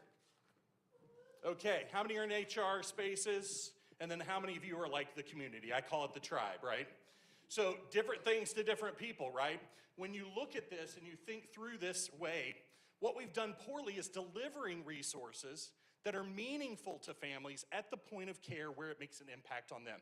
And so our last piece is software as a service. So research as a service, provider database as a service, and then delivering those resources in a meaningful way to the family unit. So we've done this in some pretty powerful ways. I don't have time to go into many of them, but I do want to show you the most recent example with our pilot with the Air Force and a program called Efmp. And that program stands for Exceptional Family Member Program. So when I say the tribe, I'm talking about those folks, people like myself that have a family member that has been diagnosed with a special health care condition. Maybe they're neurodiverse, maybe they have cancer, right? It can be many, many things. And this program was extremely challenged. For every 1 case manager, they were supposed to get to 600 families. Who thinks that's going to happen? They were getting to 0.5%, 0.5% of those families were receiving resources. And guess what? Better than that, this is congressionally mandated. So Congress has wanted them to do this for 15 plus years, and no branch of the military has ever been compliant with this federal law. What we were able to do in the pilot is come in, use the 3 pieces of our platform that I just helped you understand, and we took them from 0.5% of families getting resources to 100% of inbound families receiving customized resources around their member, their person who has some sort of special health care condition. And we did that 3 to 6 months before they packed a box, fundamentally transforming what was a defunct program, a program that was not operational, and we stood up the first base in the history of the military ever to be compliant. That's it. And thank you so much. I'm ready for questions, but we have a great team and love to talk to you further. Boy, 4-minute pitch, right? I haven't done this in a minute. It's about like 2 years. The COVID wormhole, there were no 4-minute pitches that I did. Any questions? Thanks so much for your pitch. Very passionate. Please, what is the problem that you're going after? Who is your paying customer and who is your end user? The problem we're going after is fundamentally healthcare sucks. I think that's how I would say it. If you look at healthcare, physicians, administrators, nurses, practitioners, they do not have any more time. And so for us to create software and then train them and say, we want you to take 60 seconds, which we did in the early days, and deploy resources, guess how well that worked? It didn't work at all. So our customer is healthcare, hospital systems, health networks, payers, federally qualified health centers, the military. That's who pays us. So we're B2B2C, but my end user is the tribe, right? Which is all of you, or a lot of you in this room, just by the raise of hands that we had a while ago. So I think I answered your question. That's who pays us. Our customer, who we serve, is the tribe that I just mentioned. Did that get you there? Did I miss? Thank you so much. Awesome. I have a question about the network effects. Do you see this as this grows bigger, that those network effects increase as there's more providers in the system, you gain efficiencies of scale? Can you talk a little bit about that? Yeah, I'm going to talk about 2 types of effect. Number 1 is the effect of the behavioral science that we use. So we bought a company last year called Feedback. They are the only company that I have ever met that does behavioral science in the wild. What I mean by that is no surveys. In healthcare and HR, we are pinned down by surveys. And guess what surveys have? Bias. Do they give us an accurate picture? Do they help us understand behavior? And most importantly, the most important thing to realize about behavior is behavior happens in an unprompted environment, right? And so what we've been able to do is move the needle. Often our customer will hire us, bring us in, tell us what they think is the problem, which is a trash can fire, and 6 months later, guess what we found? A dumpster fire over here. And so we're cutting that out by bringing behavioral science to our customer out of the gate. And then the second piece of that is as we build this network of care, there is absolutely a goodness. It grows over time, and we're able to report then to our customers to help them understand the total possible outcomes way outside of their network. So most customers are very aware of what they offer, but they don't understand the community, and health is found in the community. Health care is found in the hospital. And so helping them understand that health is way bigger than their organization and connecting their families to that is very important. Huge impact. What's your new customer intake onboarding process like? Great question. So it's usually 6 to 8 weeks of data grab. So we do a baseline. I'm sure I'm pretty old, but everybody seen Back to the Future? Okay, think of us as Marty McFly, okay?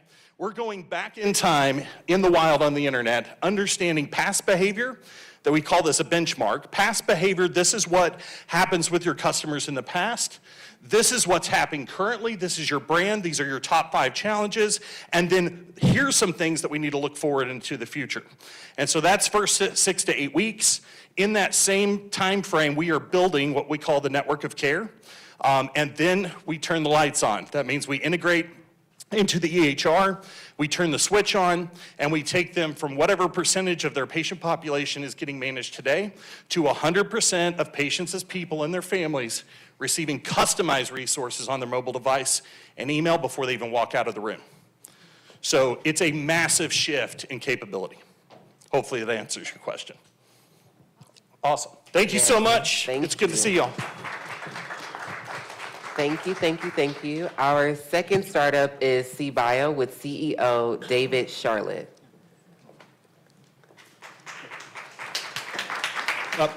Thank you, everyone. Thanks for having me here to share a little bit about my company. So what I want to start off with is imagine you have cancer or another type of chronic disease where you're not responsive to the first-line treatment like chemo. And your doctor says there's another type of treatment, cell therapy or gene therapy, that can absolutely help you. And you go through the process of getting that treatment and you find out that that's not working. My company, CBio, is trying to prevent that from happening with emerging technology we're commercializing from Arizona State University and developed ourselves in-house. My name is David Charlotte, and as I mentioned, CEO of the company. And so here's the problem that we're tackling. Right now, when it comes to cell therapy in particular, it's a methodology where materials taken from your own body, your blood cells or another tissue cell, and modification happens to that using synthetic biology methodology. And then it goes through a QC process, it's cleared, and then it's disseminated to the patient. An example, lots of clinical trials are going on right now where this practice is happening. Not every patient is responding to the treatment itself, and there's a fundamental reason why. The actual drug that's delivered is not what is expected, and we have technology that could help expose the flaws based on the unique microfluidics technique that we're commercializing. I'm not trying to say that existing methodologies are bad, it's just that they were not really meant for purpose, and there are issues associated with flaws with new living cells, so those are living material.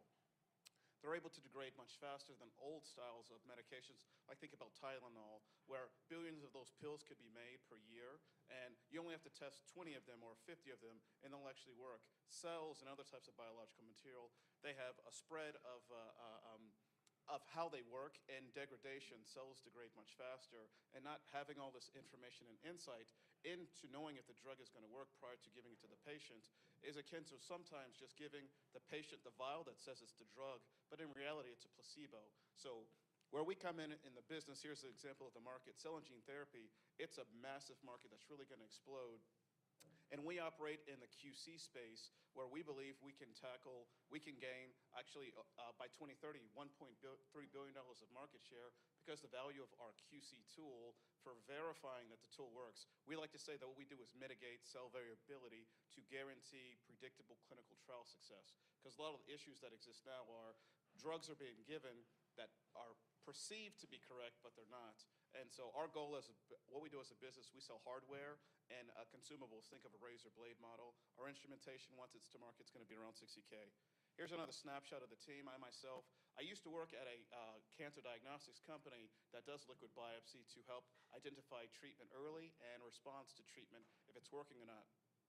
Talking to physicians and surgeons, I learned about this issue that they know that there are treatments that can work, but they don't necessarily know if they can rely on those treatments as working as advertised. And I got into the space working with great professors like Dr. Marquez and Alexandra Ross at Arizona State University, who pioneered some of the technologies that we're commercializing. I also have worked with a great team who understands marketing and sales, how we can really understand our customer, and that is drug manufacturers and quality testing firms that use equipment to characterize and understand if the treatments work before release. So that's essentially our business. We have a few patents. We've won some great grants. We actually have a AFWorks Phase 2 grant that we recently won to help utilize our technology to identify drug-resistant bacteria, as well as understand ways to treat. So we have some early traction. What we're looking for now is capital to continue to grow, get our products out to market, and really start helping save lives. And so I always like to end with just stating our impact. We have a way to expose hidden flaws in drug treatments that are life-saving cures. We want to make sure those drugs get to the patients as fast as possible so accurate treatments can save lives. Thank you for your time.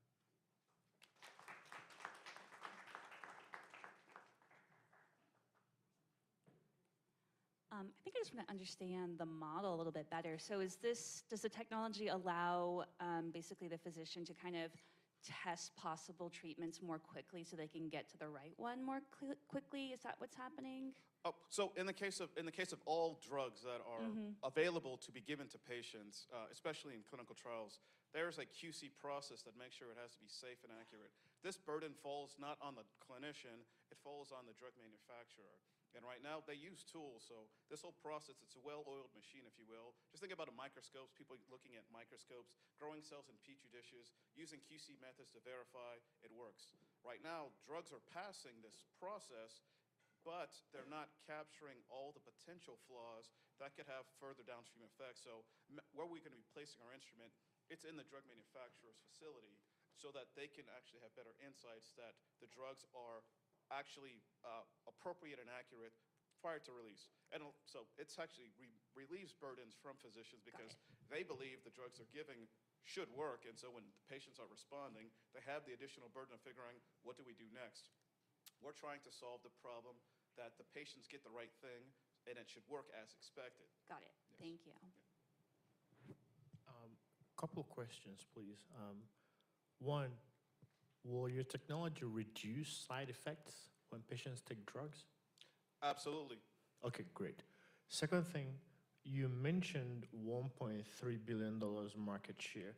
Please just walk us through traction so far and the plan to capture that $1.3 billion. Sure, so we're very much pre-product, but in the case of diagnostic, quality testing equipment, there are companies like Sartorius, bioMérieux that are multi-billion-dollar companies, and they sell this type of equipment to pharmaceutical companies, which of course is a much larger market. You know, there's hundreds of billions of dollars to try to get drugs through the clinical trial process, and there are just a need for quality testing equipment. Our instrumentation falls along the side of characterization tools like dynamic light scattering equipment that helps understand how and categorize materials. So it's a huge market where once the solution is proven to work, the adoption rate is quite fast. Our rollout strategy is, of course, not to make $1 billion in a month or something like that. That's insane in terms of a concept, but we believe placing 25 instruments over the next 2 years in clinical trial facilities like the Moffitt Cancer Center, Dana-Farber, St. Jude Medical, places where stem cell treatment, cell therapies, CAR T-cell therapies are being performed, the model will be proven that our technology does indeed reduce the cost of the trial, really proves that it works safe and effective, that we will drive our adoption.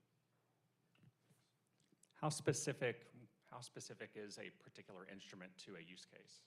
Also, our actual technology is quite broad and works across many use cases. I have, actually, I don't believe I have the example slides, but we did a study with a professor well, Dr. Hayes and a professor at University of California, Irvine, where the professor does she tries to help make stem cell treatments for patients going through Alzheimer's and other neurological disorders. And we demonstrated that our technology can uniquely identify stem cells that are meant to be turned into neurons versus stem cells that are going to turn into other structural brain tissue. And so the reason I mention this is, right now, stem cells, they all kind of look alike. And so the only way that you can know what kind of faded cell it's going to be is if you either wait for it to turn into that faded cell, or you look for certain types of surface markers on it. Our solution was able to identify neuronal stem cells that are leaning to neurons versus the ones that are going to be another structural tissue. Why does this matter? If you give a stem cell as treatment that's going to be a neuron, it has the factors to actually help regenerate damaged tissue. But if you put a stem cell that's going to be an astrocyte or other type of tissue, it's not going to give those factors, so the patient isn't going to get the right response. We're able to identify that, but it also works for CAR T cell therapy and other types of tissue cells as well. So that's the promise that we're hoping to unleash in the cell therapy space to really drive great outcomes for patients. Thank you. Thank you, thank you. Introducing Creative 3D Technologies to the stage. Please give them a huge round of applause.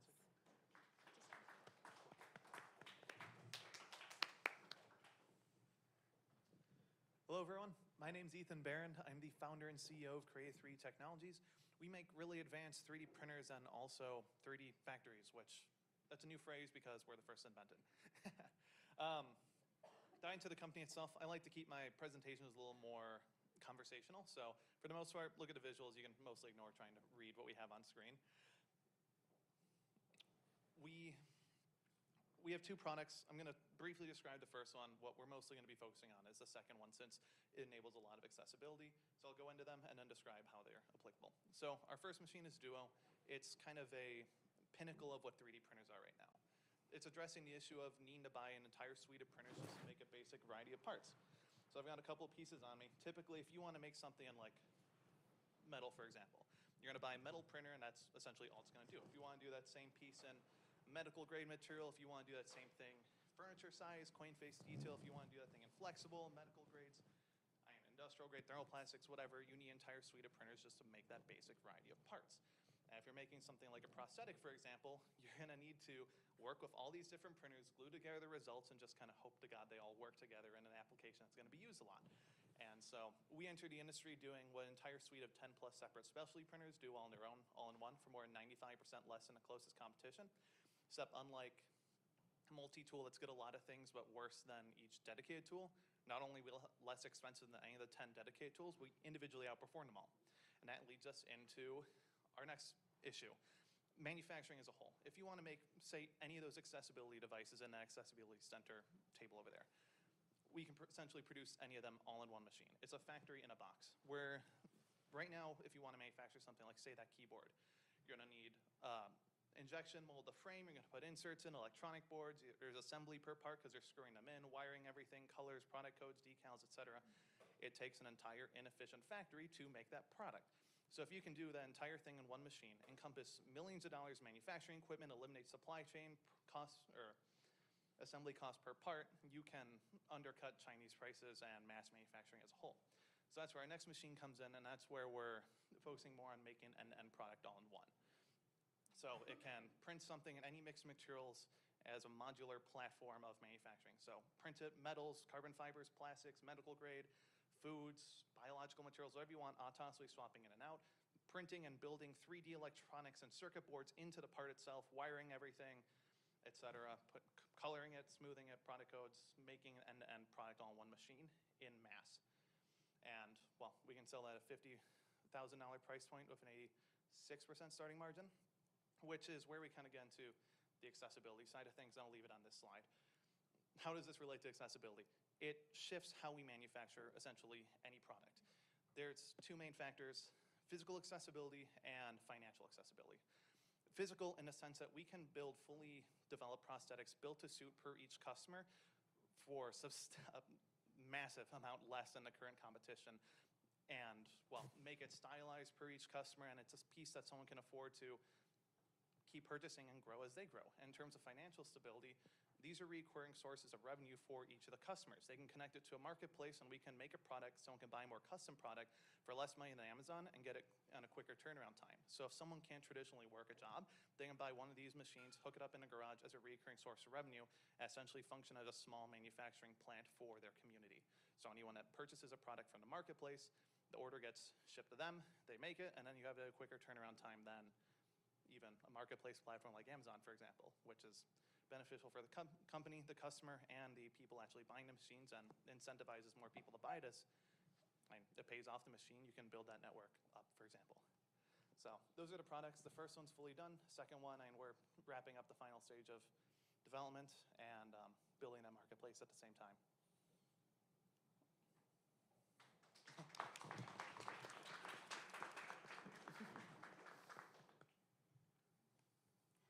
How much time does it take to actually print out, say, like a full prosthetic device with multiple materials that would go into it? If we're talking something like an arm, about 3 hours. And that's with joints included and everything, because we're turning manufacturing into an additive process. As we're building it up, we're implementing electronics. We're using machine learning to cross-compare each component of it, make sure it comes out perfectly, and improving the part geometry itself. And we can do the joints, the wiring. We can do flexible electronics as well, through everything. So it's an end-to-end product just right off of the plant itself. And how much testing have you done with like fully printed pieces, like in like real use cases? Quite a few. I mean, it's applicable for essentially any finished product. So we're doing anything like our debut model for that machine is a fully 3D printed 700 horsepower car. We're even doing the piston heads and other components of it.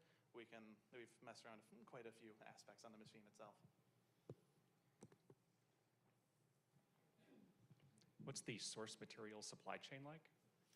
So it's actually not been too impacted with all the current problems going on nationwide. We have a lot of suppliers that we connect with, since I don't believe in restricting customers using certain materials.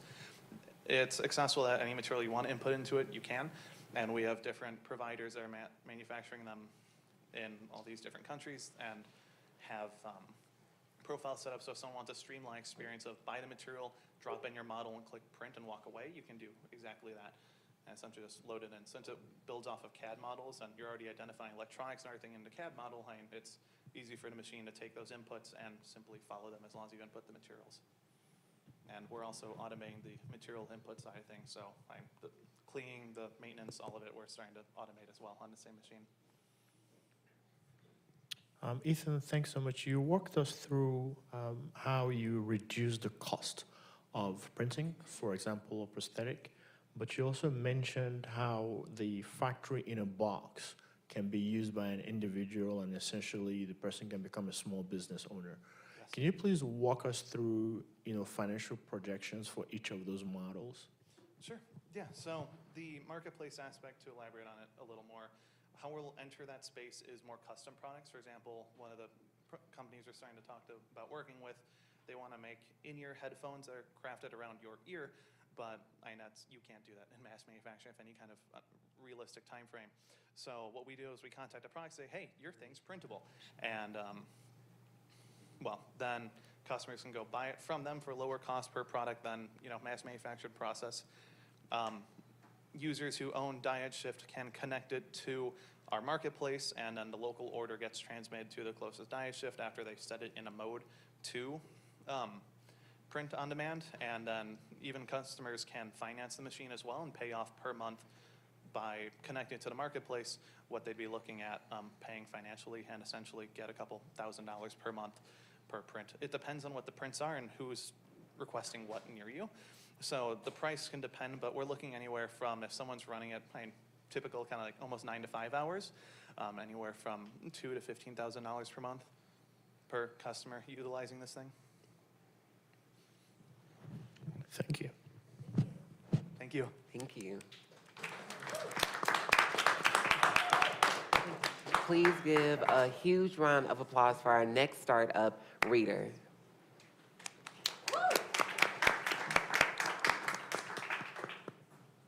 Hi, everyone. I'm a bit nervous, so just bear with me. This is Reader, a platform that turns any reading material into a high-quality and interactive audiobook. Meet Jack and Zach, two seniors in college who have been best friends since the 6th grade. Separately, yet together, they have been battling with dyslexia and ADHD since they were born. Growing up, they fought alongside each other to overcome what is really hard for them, reading. They spent hours before and after school every single day trying to read. They would read out loud to each other. They'd read to themselves. Even their parents would try reading to them. They tried everything. To many, reading may be easy, but for Jack and Zach, it is not. And they're actually not alone. As students in college, we get lots of things thrown our way, and our inability to read makes it really hard for us to keep up with other students in our class. One day, I discovered text-to-speech. Text-to-speech almost changed my life. I tried using it to read my emails, my homeworks, my textbooks, but every single text-to-speech platform had major limitations. They were not intuitive to use. The tones and connotations were off, and they were simply just hard to understand. So we built our own software. Introducing Reader. Reader turns any text into speech, but with such high-quality voices that it's almost impossible to distinguish our voices from real people. We are offering such a diverse amount of readers because we want all of our students to have voices worth listening to. Listen to a cowboy read you your Western book. Let a Northerner read you the morning paper. Or even let a person with a Spanish accent read you your Spanish textbook. Reader has it all. Our goal and mission is to never let reading be what stands in our students' way of success. That's why we created Reader, to help the Jack and the Zachs of the world read better.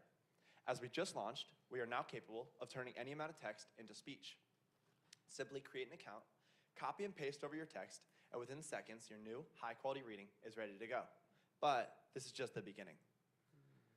Here at Reader, we are training each one of our voices for 5 to 8 hours using artificial intelligence, deep learning, to create high-quality synthetic voices that naturally mimic the pitch, tone, and pace of a real human. This requires extensive amounts of code, which results in voices that sound just like real humans. Our competitors have not been able to unlock this perk, which gives us a huge competitive advantage. Our market is huge, with 15.9 million students in the United States alone who are suffering from learning disabilities and reading comprehension. We realized change must be made. Text-to-speech platforms have actually been available for a while now. Companies like Speechify, Natural Readers, and Learning Ally have created student-friendly platforms, but their voices are so robotic. Companies like Microsoft, Google, and Amazon have recognized that the education industry is a huge opportunity, but they haven't made it, but they haven't made it very student-friendly while also helping reading comprehension for individual students. I've tried these platforms, and they're not bad, but they didn't help because they aren't made for individual students like myself. In fact, I felt like I had to create a code in order to get any sort of result from these platforms. Reader,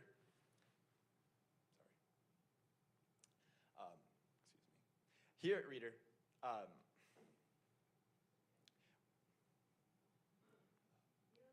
doing a great job. Got it. Woo!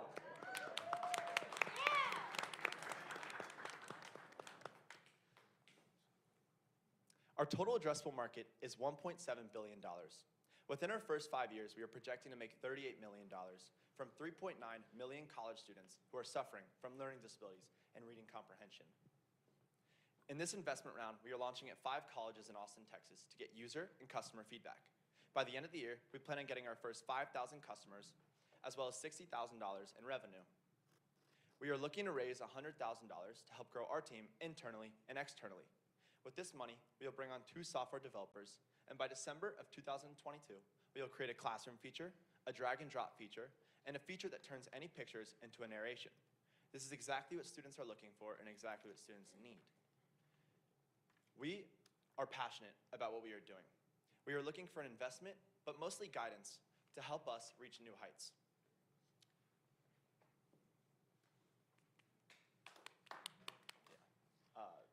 Thank you, thank you.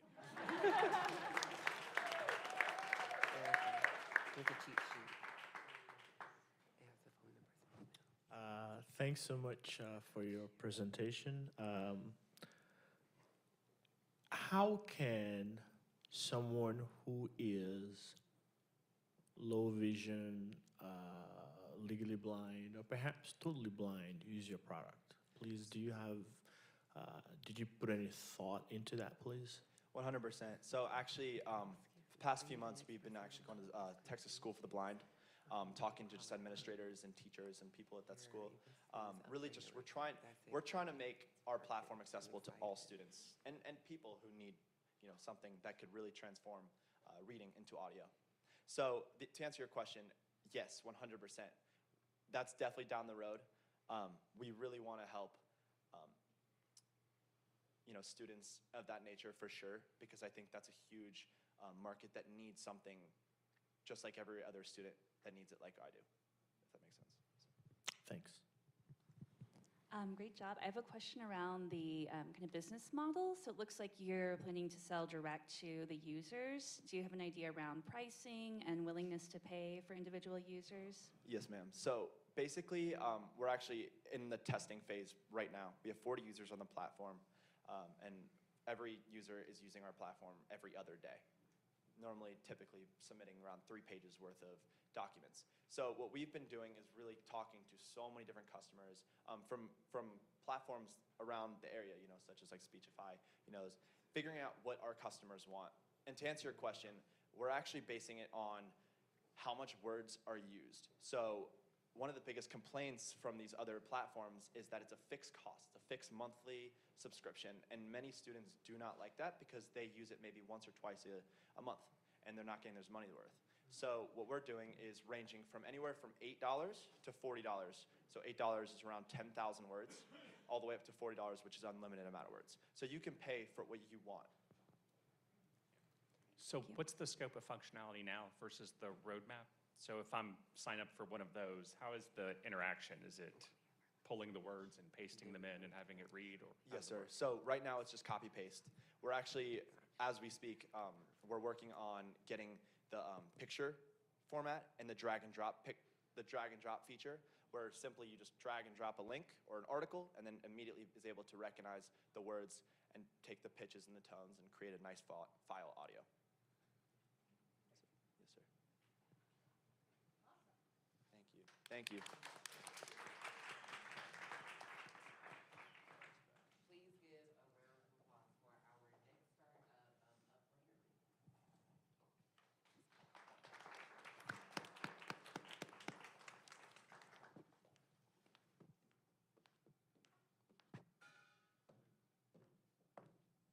Hi, everyone. Hi. So I wanted to find out how many of you here are students. Wrong.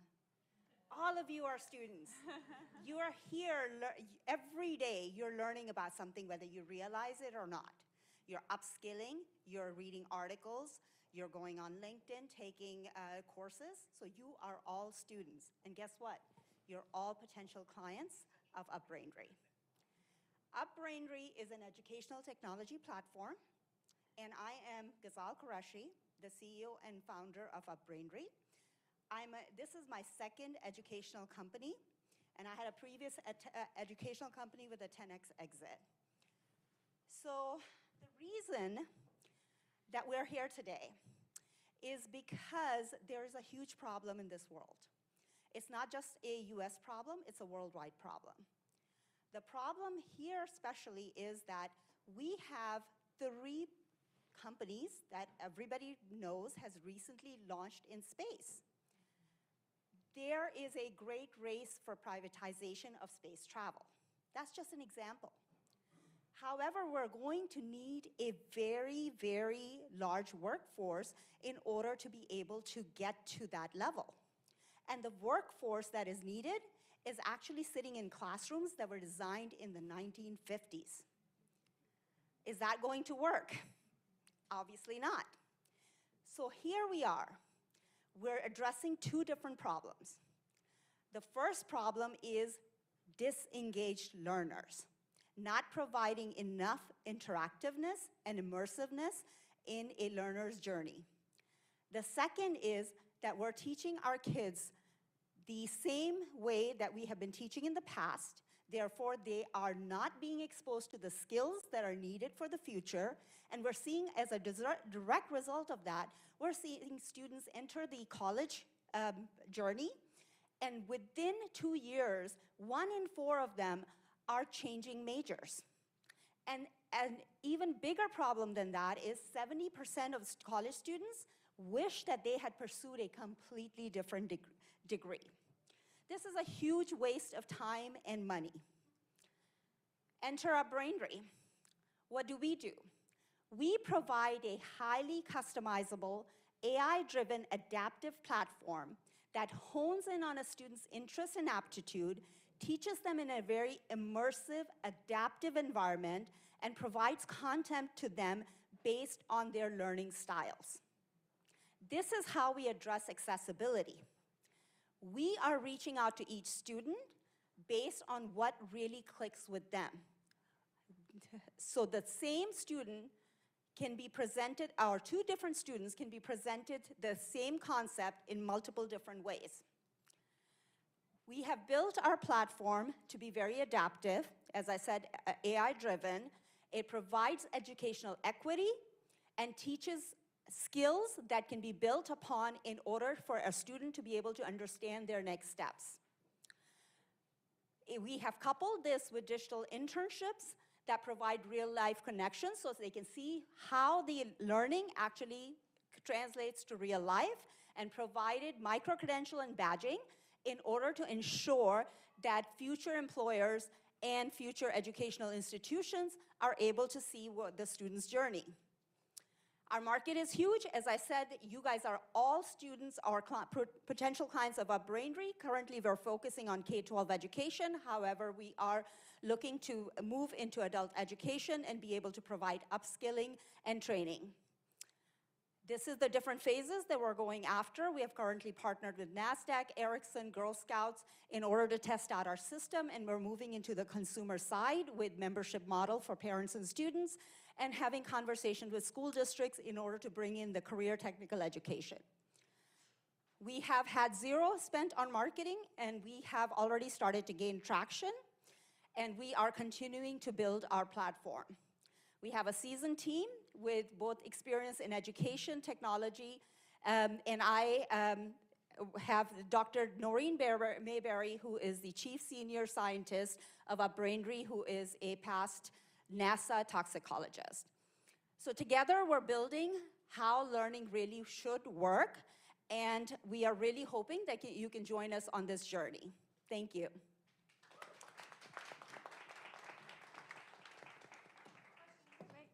Sorry.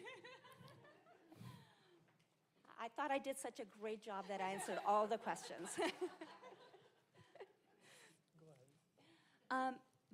Yeah, I'm really curious about how you integrate. I can see the different modalities, and how do you specifically integrate the subject matter of any given topic that a student might be learning with the different ways of learning it?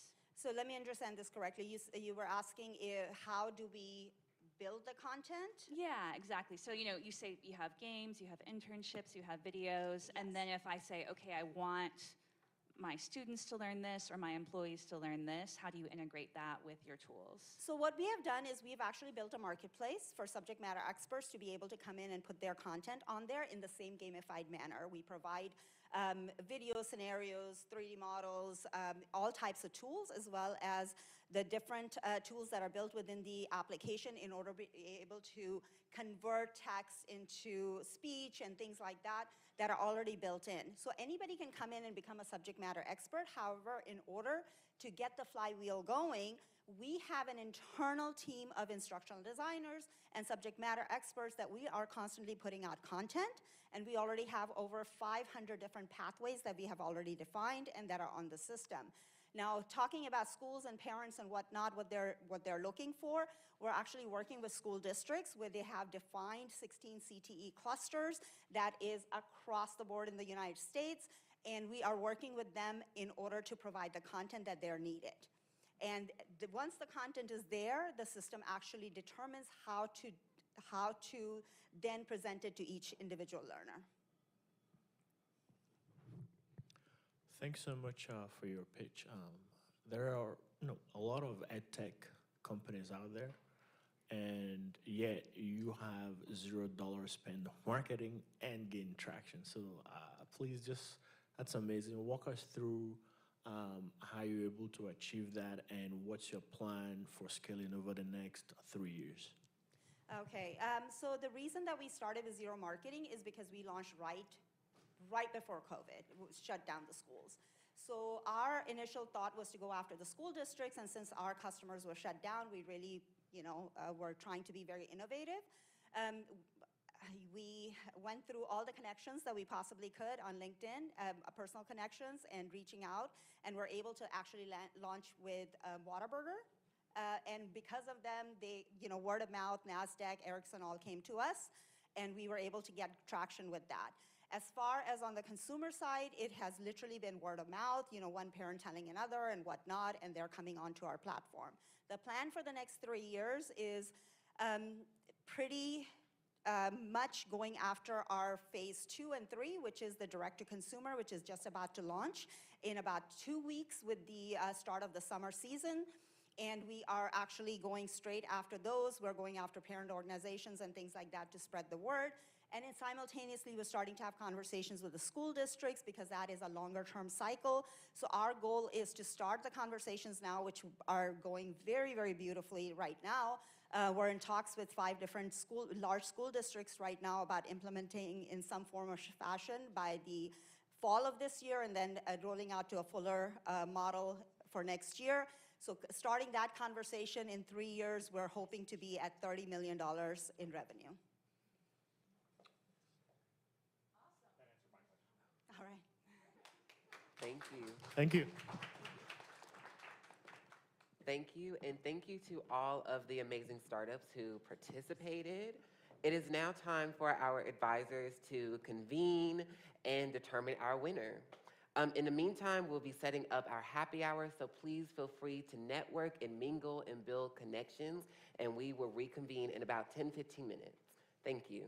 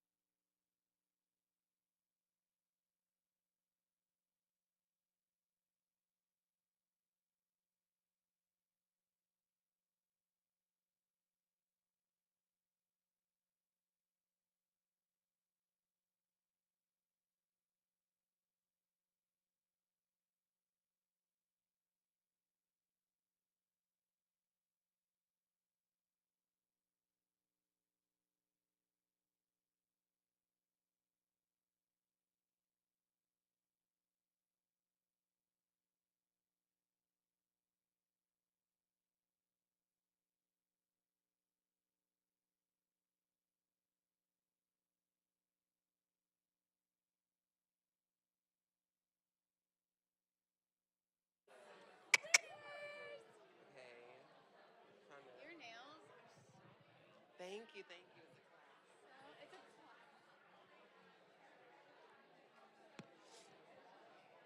Ready? Okay. Hello, hello, hello, hello, everyone. I hate to disturb all the networking in the room. Hello, hello, hello. We are ready. Hello, y'all. Hello, hello, hello. How y'all doing? I'm back on stage. I know y'all missed my voice. How y'all doing?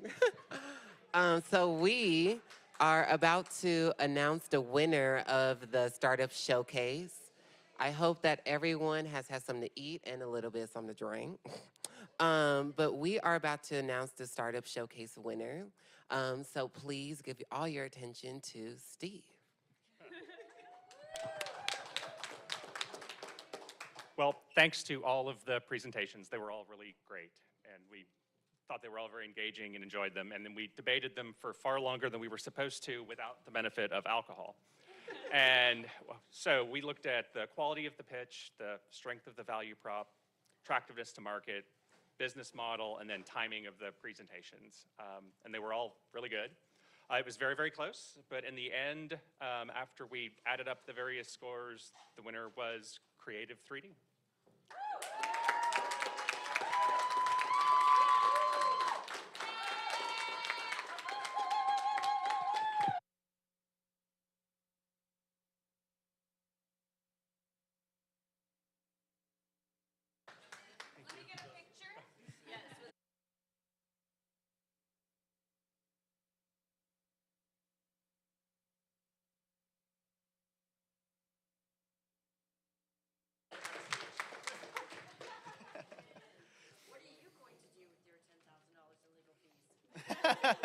Actually, we did kind of need that legal help anyway, so that's very appreciated. Yes. Well, we're just talking about using her services because my only attorney right now is in Chicago, since I'm born and raised in Chicago. The company initially started out of there, so still trying to get our footing in Texas for the whole legal side too, so it's definitely very helpful to have that. Give us a nice jump start. Great. Congratulations. Thank you.